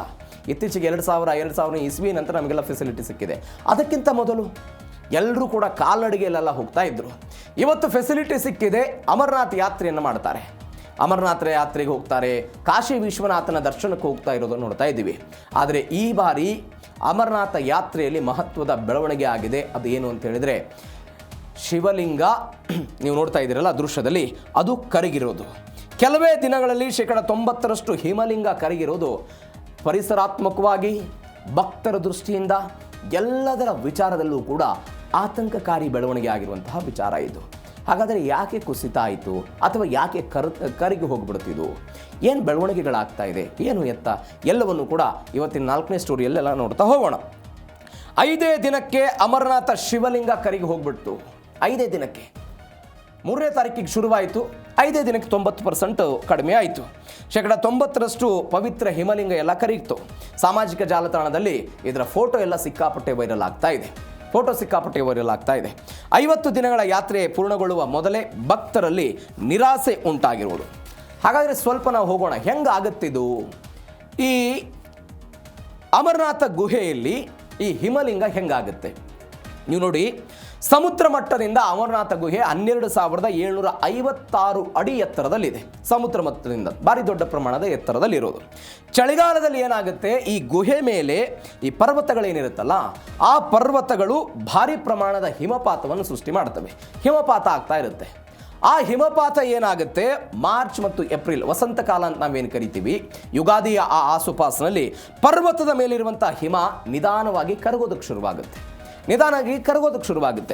ಹೀಗೆ ಕರಗಿ ಒಂದು ಬೆಳವಣಿಗೆ ಆಗುತ್ತೆ. ಏನು ಅಂತ ಹೇಳಿದ್ರೆ, ಕರಗಿದ ಈ ಎಲ್ಲ ನೀರು ಕೂಡ ಪರ್ವತದ ಬಂಡೆಗಳ ಮುಖಾಂತರ ಆ ಬಿರುಕುಗಳೇನಿರುತ್ತಲ್ಲ, ಆ ಬಿರುಕುಗಳಿಗೆ ಇಳಿದು ಗುಹೆಯ ಮೇಲ್ಛಾವಣಿಯಿಂದ ನಿಧಾನವಾಗಿ ಹನಿಯಾಗಿ ಕೆಳಗೆ ಬೀಳೋದಕ್ಕೆ ಶುರುವಾಗುತ್ತೆ. ಹನಿಯಾಗಿ ಕೆಳಗೆ ಬೀಳೋದಕ್ಕೆ ಶುರುವಾಯಿತು. ಅದನ್ನು ನಾವು ವಿಜ್ಞಾನ ಪ್ರಕ್ರಿಯೆಯಲ್ಲಿ ಏನಂತ ಕರಿತೀವಿ, ಸ್ಟಾಲಾಗ್ಮೈಟ್ ರಚನೆ ಅಂತ ಕರಿತೀವಿ. ಅದಾದ ನಂತರ ಈ ನೀರಿನ ಹನಿ ಏನು ಬೀಳ್ತಾ ಹೋಗುತ್ತೆ, ಅದು ನೀರಿನ ಹನಿ ನೆಲಕ್ಕೆ ತಲುಪಿದ ತಕ್ಷಣ ಅಲ್ಲಿ ಚಳಿಗೆ ಫ್ರೀಜ್ ಆಗುತ್ತೆ. ಬಿದ್ದಿರುವಂಥ ನೀರು ಹೆಪ್ಪುಗಟ್ಟಿ ಹೋಗ್ತಾ ಇರುತ್ತೆ. ಆ ಹೆಪ್ಪುಗಟ್ಟಿ ಒಂದೊಂದರ ಮೇಲೆ ಒಂದೊಂದು ಬೀಳ್ತಾ ಹೋಗುತ್ತೆ. ಅದರ ಪ್ರತಿರೂಪವೇ ಹಿಮ ಶಿವಲಿಂಗ. ಇದನ್ನು ನಾವು ಭಕ್ತಿಯಿಂದ ನೋಡ್ತೀವಿ, ಧಾರ್ಮಿಕ ವಿಧಿವಿಧಾನದಿಂದ ಇದನ್ನು ನೋಡೋ ಪ್ರಯತ್ನವನ್ನು ಮಾಡ್ತೀವಿ. ಇದನ್ನು ಕಣ್ತುಂಬಿಕೊಳ್ಳಬೇಕು ಅಂತ ಜನ ಅಮರನಾಥ ಯಾತ್ರೆಯನ್ನು ಮಾಡ್ತಾರೆ. ಹೀಗಾಗಿ ಯಾಕೆ ಇದಕ್ಕೆ ಮಹತ್ವ, ಐತಿಹಾಸಿಕ ಕಾರಣ ಏನು ಅಂತ ಹೇಳಿದರೆ, ಪರಮೇಶ್ವರ ತಾಯಿ ಪಾರ್ವತಿಗೆ ಅಮರತ್ವದ ರಹಸ್ಯವನ್ನು, ಅಂದರೆ ಅಮರ ಕಥೆಯನ್ನು ಹೇಳ್ಕೊಳ್ಳೋದಕ್ಕೆ ಒಂದು ಗೌಪ್ಯವಾದಂತಹ ಸ್ಥಾನವನ್ನು, ಒಂದು ರಹಸ್ಯವಾದಂತಹ ಗುಹೆಯನ್ನು ಆಯ್ಕೆ ಮಾಡಿಕೊಂಡಿದ್ರು. ಆ ಕಾರಣಕ್ಕಾಗಿ ಇದಕ್ಕೆ ಅಮರನಾಥ ಗುಹೆ ಹೆಸರು ಬಂತು ಅಂತ ಹೇಳ್ತಾರೆ. ಅಲ್ಲಿ ಗಣೇಶನನ್ನು ಬಿಟ್ಟು ಹೋಗಿದ್ದು, ಅದಾದ ಸರ್ಪಗಳನ್ನು ಬಿಟ್ಟು ಹೋಗಿದ್ದು, ಚಂದನಬಾರಿ, ಶೇಷನಾಗ್, ಪಂಚತರಂಗಿಣಿ ಎಲ್ಲವೂ ಕೂಡ ಇದೆ. 2000ನೇ ಇಸ್ವಿಯಲ್ಲಿ ಈ ಅಮರನಾಥ್ ಬೋರ್ಡ್ ಎಲ್ಲ ಸ್ಥಾಪನೆ ಆಯಿತು. ಅಲ್ಲಿಂದ ಇದಕ್ಕೊಂದು ವ್ಯವಸ್ಥೆಗಳಾಗ್ತಾ ಬಂತು. ಹಿಂದೆ ರಾಜ ಮಹಾರಾಜರ ಕಾಲ ಇದ್ದಂತಹ ಸಮಯದಲ್ಲಿ ಮೊಘಲ್ ದೊರೆಗಳೆಲ್ಲ ದಾಳಿ ಮಾಡಿದಾಗ ಎಲ್ಲ ಅನೇಕ ಜನ ಐತಿಹಾಸಿಕರೆಲ್ಲ ಹೋಗ್ತಾ ಇದ್ರು. ಇದಕ್ಕೆ ವ್ಯಾಪಕವಾಗಿ ಹೋಗೋದಕ್ಕೆ ಶುರುವಾಗಿದ್ದು, ಒಂದು ವ್ಯವಸ್ಥಿತ ಮಟ್ಟದಲ್ಲಿ ಹೋಗೋದಕ್ಕೆ ಶುರುವಾಗಿದ್ದು ಎಲ್ಲಿಂದ ಅಂತ ಹೇಳಿದ್ರೆ 2000ನೇ ಇಸ್ವಿಯಲ್ಲಿ ಒಂದು ಬೋರ್ಡ್ ಶುರುವಾದ ನಂತರ ಅಲ್ಲಿಂದ ಇದೆಲ್ಲ ಶುರುವಾಯಿತು. ಇದೀಗ ಇಂಥದ್ದೊಂದು ಬೆಳವಣಿಗೆ ಆಯಿತು. ಮತ್ತೊಂದು, ಬಾಬಾಗೆ ಉಷ್ಣದ ಕಾಟ. 93,000ಕ್ಕೂ ಹೆಚ್ಚು ಯಾತ್ರಿಕರು ಮೊದಲ 4 ದಿನಗಳೆಲ್ಲ ಭೇಟಿ ಕೊಟ್ಟರು. ಭಕ್ತರ ಉಸಿರಾಟದ ಉಷ್ಣತೆ ಇರುತ್ತಲ್ಲ, ಒಂದು ನಿಯಮ ಇದೆ, ಸುಪ್ರೀಂ ಕೋರ್ಟ್ ಒಂದು ನಿಯಮ ಮಾಡಿದೆ ಈ ವಿಚಾರದಲ್ಲಿ. ಕೇವಲ 10,000 ಜನರನ್ನು ಮಾತ್ರ ಬಿಡಬೇಕು ಅಂತ. ಆದರೆ 4 ದಿನಗಳಲ್ಲಿ 93,000 ಜನರೆಲ್ಲ ಇಲ್ಲಿ ಭೇಟಿಗಾಗಿ ಅಂದರೆ ದರ್ಶನಕ್ಕಾಗಿ ಹೋಗಿದ್ದ ಬೆಳವಣಿಗೆ 4 ದಿನಗಳಲ್ಲಿ. ಶ್ರೀ ಅಮರನಾಥ್ ಜಿ ದೇವಸ್ಥಾನ ಮಂಡಳಿ SASB ದಿನಕ್ಕೆ 10,000 ಯಾತ್ರಿಕರಿಗೆ ಮಾತ್ರ ದರ್ಶನ ಕೊಡೋದಕ್ಕೆ ನಿಯಮ ಆಗಿದೆ. ಆದರೆ 94,000 ಜನ ಹೋದರು. ದೇಹದ ಉಷ್ಣಾಂಶ, ಸಾವಿರಾರು ಭಕ್ತರೆಲ್ಲ ಏಕಕಾಲದಲ್ಲಿ ಗುಹೆಯ ಕಿರಿದಾದ ಜಾಗದಲ್ಲಿ ಸಾಲಾಗಿ ನಿಂತರು. ಅವರ ದೇಹದಿಂದ ಹೊರಬರ್ತಾ ಇರುವಂಥ ಉಷ್ಣತೆ, ಉಸಿರಾಟದ ಪ್ರಕ್ರಿಯೆ ಎಲ್ಲದರ ಭಾಗವಾಗಿ ಅದು ನೈಸರ್ಗಿಕ ತಂಪನ್ನು ಕಡಿಮೆ ಮಾಡಿತು. ಹೀಗಾಗಿ ಇದು ಹಿಮಲಿಂಗ ಕರಗಿದೆ ಅಂತ. ಮತ್ತೊಂದು, ವಿಜ್ಞಾನಿಗಳ ಪ್ರಕಾರ ಹೇಳ್ತಾ ಇರೋದು, ಗುಹೆಯ ಒಳಗಿನ ತಾಪಮಾನ -ಡಿಗ್ರಿಯಿಂದ ದಿಢೀರನೆ +ಡಿಗ್ರಿಗೆಲ್ಲ ಹೋಯಿತು. ಇದಕ್ಕೆ ಕಾರಣ ಜನಸಂಖ್ಯೆಯ ಕಾರಣ ಆಯಿತು ಅಂತ ಹೇಳ್ತಾ ಇದ್ದಾರೆ. ಹಿಂದೆ ಏನಾಗ್ತಾ ಇತ್ತು, ಅಮರನಾಥ ಯಾತ್ರೆಯನ್ನು ಕೈಗೊಳ್ಳಬೇಕು ಅಂತ ಹೇಳಿ ಒಂದು ಸಾಹಸ ಯಾತ್ರೆ ಆಗಿತ್ತು. ಜೀವಮಾನದ ಸಾಧನೆ ಅಂತೆಲ್ಲ ಕರೀತಾ ಇದ್ರು. ನಾನು ಅವಾಗಲೇ ಹೇಳಿದೆ, ಕಾಲ್ನಡಿಗೆಯಲ್ಲಿ ಹೋಗ್ತಾ ಇದ್ರು, ಕುದುರೆಗಳ ಮುಖಾಂತರ ಹೋಗ್ತಾ ಇದ್ರು, ಅನೇಕ ಜನ ಭಕ್ತಿಯಿಂದ ಹೋಗ್ತಾ ಇದ್ರು. ಆದರೆ ಇವತ್ತು ವ್ಯವಸ್ಥೆಗಳು ಬೇರೆ ಆಗಿದೆ. ಬಸ್ಗಳು ಹೋಗುತ್ತೆ, ಅಲ್ಲಿ ಜಮ್ಮು ಕಾಶ್ಮೀರದ ಒಂದು ಪ್ರಾಂತ್ಯಕ್ಕೆ ಹೋಗಬೇಕು, ಅಲ್ಲಿಂದ ಅಲ್ಲಿ ಕರ್ಕೊಂಡು ಹೋಗ್ತಾರೆ, ಹೆಲಿಕಾಪ್ಟರ್ಗಳು ಹೋಗುತ್ತೆ, ಅವ್ರಿಗೆ ಬೇಕಾದಂಥ ವ್ಯವಸ್ಥೆಗಳನ್ನೆಲ್ಲ ಮಾಡಲಾಗುತ್ತೆ. ಇದೀಗ 10,000 ಜನರಿಗೆ ಅವಕಾಶವನ್ನು ಕೊಡಲಾಗ್ತಾ ಇದೆ. ಈಗ ಮೊದಲ ದಿನಗಳಲ್ಲಿ 22,000ಕ್ಕೂ ಹೆಚ್ಚು ಭಕ್ತರೆಲ್ಲ ಕೊಟ್ಟರು. ಅದಾದ ನಂತರ ಹೆಲಿಕಾಪ್ಟರ್ಗಳೆಲ್ಲ ಹೋಗ್ತಾ ಇದೆ, ಬ್ಲ್ಯಾಕ್ ಕಾರ್ಬನ್ ಬರ್ತಾ ಇದೆ. ಈ ಬ್ಲ್ಯಾಕ್ ಕಾರ್ಬನ್ನಿಂದಲೂ ಕೂಡ ಹಿಮವನ್ನು ಕ್ಷಣ ಮಾತ್ರದಲ್ಲಿ ಕುಸಿಯುವ ಹಂತಕ್ಕೆ ಇದೆಲ್ಲ ಹೋಗ್ತಾ ಇರುವ ಕಾರಣಕ್ಕಾಗಿ ಇದೆಲ್ಲ ಕುಸಿತಾ ಇದೆ ಅಂತ ಈಗ ಬರ್ತಾ ಇರುವಂತಹ ಅಂದರೆ ವಿಚಾರಗಳು, ಯಾಕೆ ಇದೆಲ್ಲ ಕುಸಿತ ಆಗ್ತಾ ಇದೆ, ಏನು ಎತ್ತ ಅಂತ. ಮತ್ತೊಂದು ಬೆಳವಣಿಗೆ ಏನು ಅಂತ ಹೇಳಿದರೆ, ಹಿಮಾಲಯದ ಮೇಲೆ ಗ್ಲೋಬಲ್ ವಾರ್ಮಿಂಗ್ ಎಫೆಕ್ಟ್ ಇದು 2018ರಲ್ಲಿ 29 ದಿನ, 2026ರಲ್ಲಿ 5 ದಿನಕ್ಕೆ ಇದು ಕರಗ್ತಾ ಇರೋದನ್ನು ನೋಡ್ತಾ ಇದ್ದೀವಿ. ಅಂದರೆ ದಿನಗಳ ಕಡಿಮೆ ಆಗ್ತಾ ಇದೆ. ಹಿಮಪಾತದ ಮಾದರಿ ಬದಲಾವಣೆ ಆಗ್ತಾ ಇದೆ. ಕೆಲವೊಂದಿಷ್ಟು ಹಿಮಪಾತವು ಕೂಡ ಕರಗ್ತಾ ಇರೋದಕ್ಕೆ ಇದೆಲ್ಲ ಕಾರಣ ಆಗ್ತಾ ಇದೆ. ನೋಡಿ, ಅದು ವರ್ಷದಿಂದ ವರ್ಷಕ್ಕೆ ಹಿಂದೆ ಏನಾಗ್ತಾ ಇತ್ತು ಬೆಳವಣಿಗೆ, 2018ಕ್ಕೂ ಮುನ್ನ ಶ್ರಾವಣದ ತನಕ ಹಿಮಲಿಂಗ ಇರ್ತಿತ್ತಂತೆ. ಅಂದರೆ ರಕ್ಷಾಬಂಧನ ತನಕ ಇರ್ತಿತ್ತು 50-60 ದಿನಗಳ. 2018ರ ಯಾತ್ರೆಯ ಸಮಯದಲ್ಲಿ 29 ದಿನಕ್ಕಾಯಿತು. 2022ರ ಯಾತ್ರೆಯಲ್ಲಿ 28 ದಿನಕ್ಕೆ ಇದು ಕುಸಿತು. 2024ರಲ್ಲಿ ಒಂದು ವಾರದೊಳಗೆ ಹಿಮಲಿಂಗ ಎಲ್ಲ ಕರಿಗೆ ಹೋಗ್ಬಿಡ್ತು. ಭಕ್ತರಲ್ಲಿ ನಿರಾಸೆ ಆಯಿತು. 2026ರಲ್ಲಿ ಇದೀಗ ಜುಲೈ 3ಕ್ಕೆ ಶುರುವಾಯಿತು. ಕೇವಲ 5 ದಿನಗಳಲ್ಲಿ 90%ರಷ್ಟಕ್ಕೂ ಹೆಚ್ಚು ಹಿಮ ಕರಿಗೆ ಹೋಗಿರುವುದು ಇತಿಹಾಸದಲ್ಲಿ ಅತ್ಯಂತ ಕಡಿಮೆ ಅವಧಿಯ ದಾಖಲೆ ಆಗಿದೆ ಅಂತ ಸದ್ಯಕ್ಕೆ ಹೇಳ್ತಾ ಇದ್ದಾರೆ. ಅಂದರೆ ಇದಕ್ಕೆ ಕಾರಣ ವೇಗದ ತಾಪಮಾನ ಏರಿಕೆ ಆಗ್ತಾ ಇರೋದು, ವೇಗದ ಕರಗುವಿಕೆ ಆಗ್ತಾ ಇರೋದು, ಹಿಮ ಎಲ್ಲ ಕಣ್ಮರೆ ಆಗ್ತಾ ಇರೋದು ಕೂಡ ಕಾರಣ ಅಂತ ಹೇಳಲಾಗ್ತಾ ಇದೆ. ಮತ್ತೊಂದು ಬೆಳವಣಿಗೆ ಏನು ಅಂತ ಹೇಳಿದರೆ, ಇದು ಅಭಿವೃದ್ಧಿಯೋ ಅಥವಾ ವಿನಾಶದ ಹಾದಿಯೋ. ನಾನು ಆವಾಗಲೇ ಹೇಳಿದೆ, ಕಠಿಣ ತಪಸ್ಸಾಗಿತ್ತದು. ಇವತ್ತು ತಾಂತ್ರಿಕವಾಗೆಲ್ಲ ನಾವು ಬೆಳವಣಿಗೆ ಆಗಿದ್ದೀವಿ, ಮೂಲ ಸೌಕರ್ಯಗಳು ಸಿಗ್ತಾ ಇದೆ. ಹೀಗಾಗಿ ತಜ್ಞರೆಲ್ಲ ಆತಂಕ ವ್ಯಕ್ತಪಡಿಸಿದರು. ಹೆಲಿಕಾಪ್ಟರ್ ಸದ್ದಾಗ್ತಾ ಇದೆ, ಜನರೇಟರ್ಗಳೆಲ್ಲ ಬಳಕೆ ಮಾಡ್ತಿದ್ದಾರೆ, ರೋಪ್ ವೇ ಯೋಜನೆಗಳಾಗ್ತಾ ಇದೆ, ಅದನ್ನು ಬಳಕೆ ಮಾಡ್ಕೊಳ್ತಾ ಇರೋದ್ರಿಂದ ಇಂಥದ್ದೆಲ್ಲ ಬೆಳವಣಿಗೆಗಳಾಗ್ತಾ ಇದೆ ಅಂತ ಸದ್ಯಕ್ಕೆಲ್ಲ ಹೇಳ್ತಾ ಇದ್ದಾರೆ. ರಸ್ತೆಗಳ ಅಗಲೀಕರಣ ಮಾಡ್ತಾ ಇದ್ದೀವಿ, ಹೆವಿ ಮಷಿನ್ಗಳು JCBಗಳನ್ನು ತೆಗೆದುಕೊಂಡು ಹೋದ್ವಿ, ಸೇನಾ ವಾಹನಗಳೆಲ್ಲ ಓಡಾಡ್ತಾ ಇರುತ್ತೆ, ಹೆಲಿಕಾಪ್ಟರ್ ನಿರಂತರವಾಗಿ ಹಾರಾಟ, ಶಬ್ದ ಮಾಲಿನ್ಯ ಆಗುತ್ತೆ, ಮೈಕ್ರೋ ವೈಬ್ರೇಷನ್ ಆಗುತ್ತೆ. ಅದಾದ ನಂತರ ಗುಹೆ ಹತ್ತಿರಕ್ಕೆ ತೀರಾ ಲಂಗರ್ ಮತ್ತು ತಂಗದಾಣಗಳ ಸ್ಥಳಾಂತರಗಳಾಗಿರೋದನ್ನು ನೋಡ್ತಾ ಇದ್ದೀವಿ. ಮತ್ತೊಂದು ಕಡೆ ಈ ಹಿಂದೆ ಸುಪ್ರೀಂ ಕೋರ್ಟ್ ಹೇಳಿತು 10,000 ಮಿತಿ, ಅದಕ್ಕಿಂತ ಹೆಚ್ಚು ಹೋಗಬಾರ್ದು ಅಂತ, ಅದಕ್ಕಿಂತ ಜಾಸ್ತಿ ಹೋಗ್ತಾ ಇದೆ. 2012ರಲ್ಲಿ ಒಂದು ದುರಂತ ಆಯಿತು. ತೀವ್ರತರನಾದಂಥ ಆಕ್ಸಿಜನ್ ಕೊರತೆ ಆಯಿತು, ತೀವ್ರ ಚಳಿ ಆಯಿತು, 100ಕ್ಕೂ ಅಧಿಕ ಜನ ಎಲ್ಲ ಮೃತಪಟ್ಟರು. ಈ ವಲಯವನ್ನು ಪ್ಲಾಸ್ಟಿಕ್ ಮುಕ್ತ ವಲಯ ಅಂತ ಸುಪ್ರೀಂ ಕೋರ್ಟ್ ಘೋಷಣೆ ಮಾಡಿದೆ. ಇದ್ರ ಬಗ್ಗೆ ಕ್ರಮ ತೆಗೆದುಕೊಳ್ಳಬೇಕು ಅಂತ. ಬಟ್ ಇವೆಲ್ಲದರ ಹೊರತಾಗಿಯೂ ಕೂಡ ಅಭಿವೃದ್ಧಿಯ ನೆಪದಲ್ಲಿ ಇಂಥದ್ದೊಂದು ಬೆಳವಣಿಗೆ ಆಗ್ತಾ ಇದೆ. ಅದು ಅಮರನಾಥ ಯಾತ್ರೆಯ ಬೆಳವಣಿಗೆಯಲ್ಲಿ. ಇವೆಲ್ಲದರ ನಡುವೆಯೂ ಕೂಡ ಕಠಿಣ ಹಾದಿಯಲ್ಲಿ ಯಾತ್ರಿಕರ ಈ ದಂಡ ಸಾಗ್ತಾ ಇದೆ. ಹಿಮಲಿಂಗ ಕರಗಿದ್ರೂ ಕೂಡ ಭಕ್ತರು ಉತ್ಸಾಹದಲ್ಲಿ ಹೋಗ್ತಾ ಇದ್ದಾರೆ. ಇಳಿಮುಖ ಎಲ್ಲ ಕಂಡು ಬಂದಿಲ್ಲ. ಉಗ್ರರ ದಾಳಿಯ ಭೀತಿಯ ನಡುವೆಯೂ ಕೂಡ ಅವರೆಲ್ಲ ಹೋಗ್ತಾ ಇರೋದು. ಆಗಸ್ಟ್ 28ರವರೆಗೆ ಅಮರನಾಥ ಯಾತ್ರೆ ಮುಂದುವರಿಯುತ್ತೆ. ಅದಕ್ಕೆಲ್ಲ ಮೊದಲು ರಿಜಿಸ್ಟ್ರೇಷನ್ ಮಾಡ್ಕೋಬೇಕು, ಜಮ್ಮು ಕಾಶ್ಮೀರಕ್ಕೆ ಹೋಗಬೇಕು, ಅಲ್ಲಿಂದ ನಿಮ್ಮನ್ನೆಲ್ಲ ಕರೆದುಕೊಂಡು ಹೋಗಲಾಗುತ್ತೆ. ಒಂದು ರೇಡಿಯೋ ID ಕಾರ್ಡನ್ನು ಕೊಡಲಾಗುತ್ತೆ. ಅದರ ಮುಖಾಂತರ ಭದ್ರತಾ ವ್ಯವಸ್ಥೆನೆಲ್ಲ ಪರಿಶೀಲನೆ ಮಾಡ್ತಾ ಇದ್ದಾರೆ. ಇವೆಲ್ಲದರ ನಡುವೆಯೂ ಕೂಡ ಅಮರನಾಥ ಯಾತ್ರೆ ಸಾಂಗವಾಗಿ ಹೋಗ್ತಾ ಇದೆ. ಜನ ಮಾತ್ರ ಹರ ಹರ ಮಹಾದೇವ್ ಅಂತ ತಮ್ಮ ಅಮರನಾಥ ಯಾತ್ರೆಯನ್ನು ಮುಂದುವರಿಸಿರೋದು. ಇದಾಗ್ತಾ ಇರುವಂತಹ ಬೆಳವಣಿಗೆ ಜಾಗತಿಕ ತಾಪಮಾನ ಏರಿಕೆ ಮತ್ತು ಗ್ಲೋಬಲ್ ವಾರ್ಮಿಂಗ್. ಈ ವಿಚಾರದ ಬಗ್ಗೆ ಅನೇಕ ಬಾರಿ ನಾವು ಮಾತನಾಡಿದ್ದೀವಿ. ಅದು ಬೆಂಗಳೂರಿಗೆ, ರಾಜ್ಯಕ್ಕೆ, ದೇಶಕ್ಕೆ ಹೆಂಗೆ ಹೊಡೆತವನ್ನು ಕೊಡ್ತಾ ಇದೆ ಅಂತ. ಇದೀಗ ಅದು ನಮ್ಮ ಮನೆ ಬಾಗಿಲಿಗೆ ಬಂದು ನಿಂತಿದೆ. ಏನೇನಾಗ್ತಾ ಇದೆ ಎಲ್ಲದರ ಬಗ್ಗೆಯೂ ಕೂಡ ಡೀಟೇಲ್ಸ್ ನೋಡೋಣ. ಬಿಸಿಲ ಬೇಗೆಗೆ ಬೆಂದುಬಿಟ್ಟಿದೆ ಬೆಂಗಳೂರು. ಬಿಸಿಲಿಗೆ ಬೆಂದ ಬೆಂಗಳೂರು.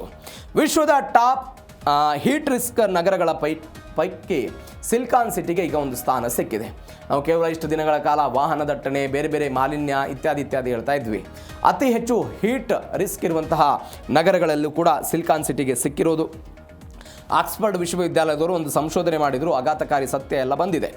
50 ನಗರಗಳ ಪೈಕಿ 14 ನಗರಗಳು ಭಾರತದ್ದೇ ಆಗಿರೋದು ಒಂದು ಆತಂಕಕಾರಿ ವಿಚಾರ. ಇರಾಕ್ನ ಅಲ್ಬಸ್ರಾ ವಿಶ್ವದಲ್ಲೇ ಅತ್ಯಂತ ನಂಬರ್ 1 ಬಿಸಿ ನಗರ. ಅಹಮದಾಬಾದ್ಗೆ 2ನೇ ಸ್ಥಾನ ಸಿಕ್ಕಿದೆ. ಗುಜರಾತ್ನ ಅಹಮದಾಬಾದ್ ಅತಿಯಾದ AC ಬಳಕೆಯಿಂದ ಜಾಗತಿಕ ತಾಪಮಾನಕ್ಕೆಲ್ಲ ಮತ್ತಷ್ಟು ತುಪ್ಪ ಅಂತೆಲ್ಲ ಹೇಳ್ತಾ ಇದ್ದಾರೆ. 50 ನಗರಗಳ ಪೈಕಿ 14 ನಗರಗಳು ಭಾರತದ್ದಿರೋದನ್ನು ನೋಡ್ತಾ ಇದ್ದೀವಿ. ಮತ್ತೊಂದು ಕಡೆ ಸಿಗಲ್ಲ ಭೂತಾಯಿ ನೀನು ಅಂತ. ಏನಿದು? ಎಲ್ ನೀನೋ ಪ್ರಭಾವಕ್ಕೆ ಹಿಂದೂ ಮಹಾಸಾಗರ ಎಲ್ಲ ನಲಗ್ತಾ ಇರೋದನ್ನು ನೋಡ್ತಾ ಇದ್ದೀವಿ. ಅದರ ಪರಿಣಾಮವನ್ನು ಕೂಡ ನಾವು ನೋಡ್ತಾ ಇದ್ದೀವಿ.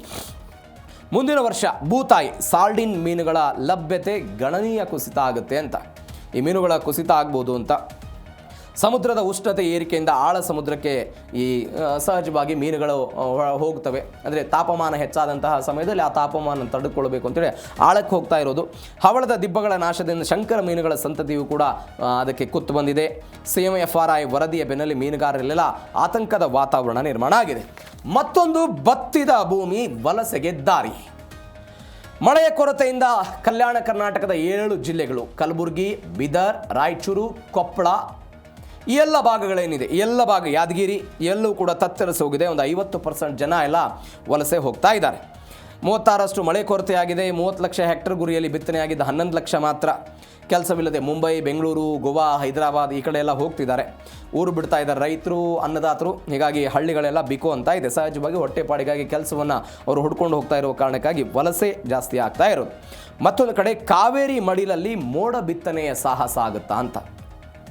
ಇತ್ತೀಚೆಗೆ ಹಾವೇರಿ ಜಿಲ್ಲೆಯ 7 ತಾಲೂಕುಗಳು, ಅದು ಹಾವೇರಿ, ರಾಣೆಬೆನ್ನೂರು, ಶಿಗ್ಗಾಂವ್, ಸವಣೂರು, ಬ್ಯಾಡಗಿ, ಹಾನಗಲ್ ಎಲ್ಲ ಭಾಗಗಳಲ್ಲಿ ಮೋಡ ಬಿತ್ತನೆ ಮಾಡಿದ್ರು ಅಲ್ಲಿಯ ಶಾಸಕರುಗಳು, ಸಂಸದರೆಲ್ಲ ನೇತೃತ್ವವನ್ನು ತೆಗೆದುಕೊಂಡು. ಇದೀಗ ಅದೇ ರೀತಿಯಾಗಿ ಕಾವೇರಿ ಮಡಿಲಲ್ಲಿ ಅಂತ ಜಲಾಶಯಗಳಲ್ಲಿ ಕುಡಿಯುವ ನೀರಿಗೆ ತಾತ್ವಾರ ಆಗ್ತಾ ಇದೆ. ಮೋಡ ಬಿತ್ತನೆ ಮಾಡಬೇಕು ಅಂತ ಸರ್ಕಾರ ಆಲೋಚನೆ ಮಾಡ್ತಾ ಇದೆ. KRSನ 4 ಜಲಾಶಯಗಳು ಹಾರಂಗಿ, ಹೇಮಾವತಿ, KRS ಎಲ್ಲ ಜಲಾಶಯಗಳಲ್ಲಿ ಕೇವಲ 15.76 TMC ನೀರಿದೆ. ಈ ನೀರು ಮುಂದಿನ 3 ತಿಂಗಳ ಕೂಡ ಕುಡಿಯೋದಕ್ಕೆ ಸಾಲಲ್ಲ ಅಂತ ನಿನ್ನೆ ಜಲಸಂಪನ್ಮೂಲ ಸಚಿವ ರಾಮಲಿಂಗಾರೆಡ್ಡಿ ಅವರೆಲ್ಲ ಹೇಳಿದ್ದನ್ನು ನಾವು ಕೇಳಿಸ್ಕೊಳ್ತಾ ಇದ್ವಿ. ಹೀಗಾಗಿ ತಜ್ಞರ ಸಮಿತಿಯನ್ನೆಲ್ಲ ರಚನೆ ಮಾಡಿ ಮೋಡ ಬಿತ್ತನೆಯನ್ನು ಮಾಡಬೇಕು ಮೊಟ್ಟ ಮೊದಲ ಬಾರಿಗೆ ಅಂತ ಸಾಧಕ ಬಾಧಕ ಬಗ್ಗೆ ಎಲ್ಲ ವಿಚಾರ ಮಾಡ್ತಿದ್ದಾರೆ ಅವರು. ಕೃಷಿ ಚಟುವಟಿಕೆಗೆ ನೀರಿಲ್ಲ, ಕೇವಲ ಕುಡಿಯುವ ನೀರಿಗೆ ಮಾತ್ರ ನೀರು ಬಿಡ್ತೀವಿ, ಬೆಳೆಗಳಿಗೆ ನೀರು ಕೊಡಲ್ಲ ಅಂತೆಲ್ಲ ಹೇಳ್ತಾ ಇದ್ದಾರೆ. ಬಟ್ ರೈತರು ನಮಗೆ ಬೆಳೆಗಳಿಗೆ ಕೊಡಬೇಕು ಅಂತ ಹೇಳ್ತಿದ್ದಾರೆ. ನೋಡೋಣ ಏನಾಗುತ್ತೆ ಅದು. ಮತ್ತೊಂದು ಕಡೆ ಇನ್ನಾದರೂ ನಾವು ಈ ವಿಚಾರದಲ್ಲಿ ಎಚ್ಚೆತ್ತುಕೊಳ್ಬೇಕಾದಂಥ ಅನಿವಾರ್ಯತೆ ಇದೆ. ಅಭಿವೃದ್ಧಿ ಹೆಸರಲ್ಲಿ ಪರಿಸರ ನಾಶ ಎಲ್ಲ ಆಗ್ತಾ ಇದೆ. ನಾವು ಹೀಗಾಗಿ ಬಿಡದಿ ಟೌನ್ಶಿಪ್ ಯಾಕೆ, ಈ ಬೆಂಗಳೂರಿನ ಮೇಲೆ ಆದಂತಹ ಪರಿಣಾಮದ ಭಾಗವಾಗಿ ಯಾಕೆ ಚರ್ಚೆ ಆಗ್ತಾ ಇದೆ. ಹೀಗಾಗಿ ಎಚ್ಚೆತ್ತುಕೊಳ್ಬೇಕು ಅಂತ ಬೆಂಗಳೂರಿನ ಬಿಸಿಲು, ಮೀನಿನ ಕುಸಿತ, ಬರಗಾಲ ಎಲ್ಲವೂ ಒಂದಕ್ಕೊಂದು ಒಂದು ಸರ್ಕಲ್, ಅದು ಕಂಟಿನ್ಯೂಟಿ ಇದ್ದೇ ಇರುತ್ತೆ. ಇದರ ಪರಿಣಾಮವನ್ನು ನಾವು ಅನುಭವಿಸ್ತಾ ಇದ್ದೀವಿ. ಹಸಿರು ನಾಶದಿಂದ ಮಳೆಯ ಚಕ್ರ ಎಲ್ಲ ಹಾಳಾಗ್ತಾ ಇದೆ, ಹವಾಮಾನ ಹಾಳಾಗ್ತಾ ಇದೆ. ಈಗ ನಮ್ಮ ಬಳಿ ಇರುವಂಥ ಆಪ್ಷನ್ ಏನು ಅಂತ ಹೇಳಿದ್ರೆ ಪರಿಸರ ಸಂರಕ್ಷಣೆ ಮಾಡೋದು. ನಾವು ಬಳಕೆ ಮಾಡ್ತಾ ಇರುವಂತಹ ಪರಿಸರವನ್ನು, ಸುಸ್ಥಿರವಾದಂಥ ಪರಿಸರವನ್ನು ಮುಂದಿನ ಪೀಳಿಗೆಗೆ ಬಿಟ್ಟು ಹೋಗಬೇಕಾದಂಥ ಅನಿವಾರ್ಯತೆ ಇದೆ. ಆ ಪರಿಸರವನ್ನು ಕೊಟ್ಟು ಹೋಗಬೇಕು ಅಂತ ಹೇಳಿದ್ರೆ ನಾವು ಪರಿಸರವನ್ನು ರಕ್ಷಣೆ ಮಾಡಬೇಕು, ಹಸಿರನ್ನು ಉಳಿಸ್ಕೊಳ್ಬೇಕು. ಕಾಡು ಅಂತ ನಾವೇನು ಕರಿತೀವಿ ಅದನ್ನು ಕಡಿಮೆ ಮಾಡುವಂಥ ಹಂತಕ್ಕೆ ಹೋದರೆ ಮಾತ್ರ ಪರಿಸರವನ್ನು ಸಮತೋಲನ ಸ್ಥಿತಿಯಲ್ಲಿ ಇಡೋದಕ್ಕೆ ಸಾಧ್ಯ ಆಗುತ್ತೆ. ಹೀಗಾಗಿ ಏನು ಮಾಡ್ತೀವಿ ನೋಡೋಣ. ಇದರೊಂದಿಗೆ ಇವತ್ತಿನ ಜೀ ಕನ್ನಡ ನ್ಯೂಸ್ DNA ಮುಗಿಸ್ತಾ ಇದ್ದೀನಿ. ನೋಡ್ತಾ ಇರಿ ಜೀ ಕನ್ನಡ ನ್ಯೂಸ್, ಸತ್ಯವೇ ಸುದ್ದಿಯ ಜೀವಾಳ.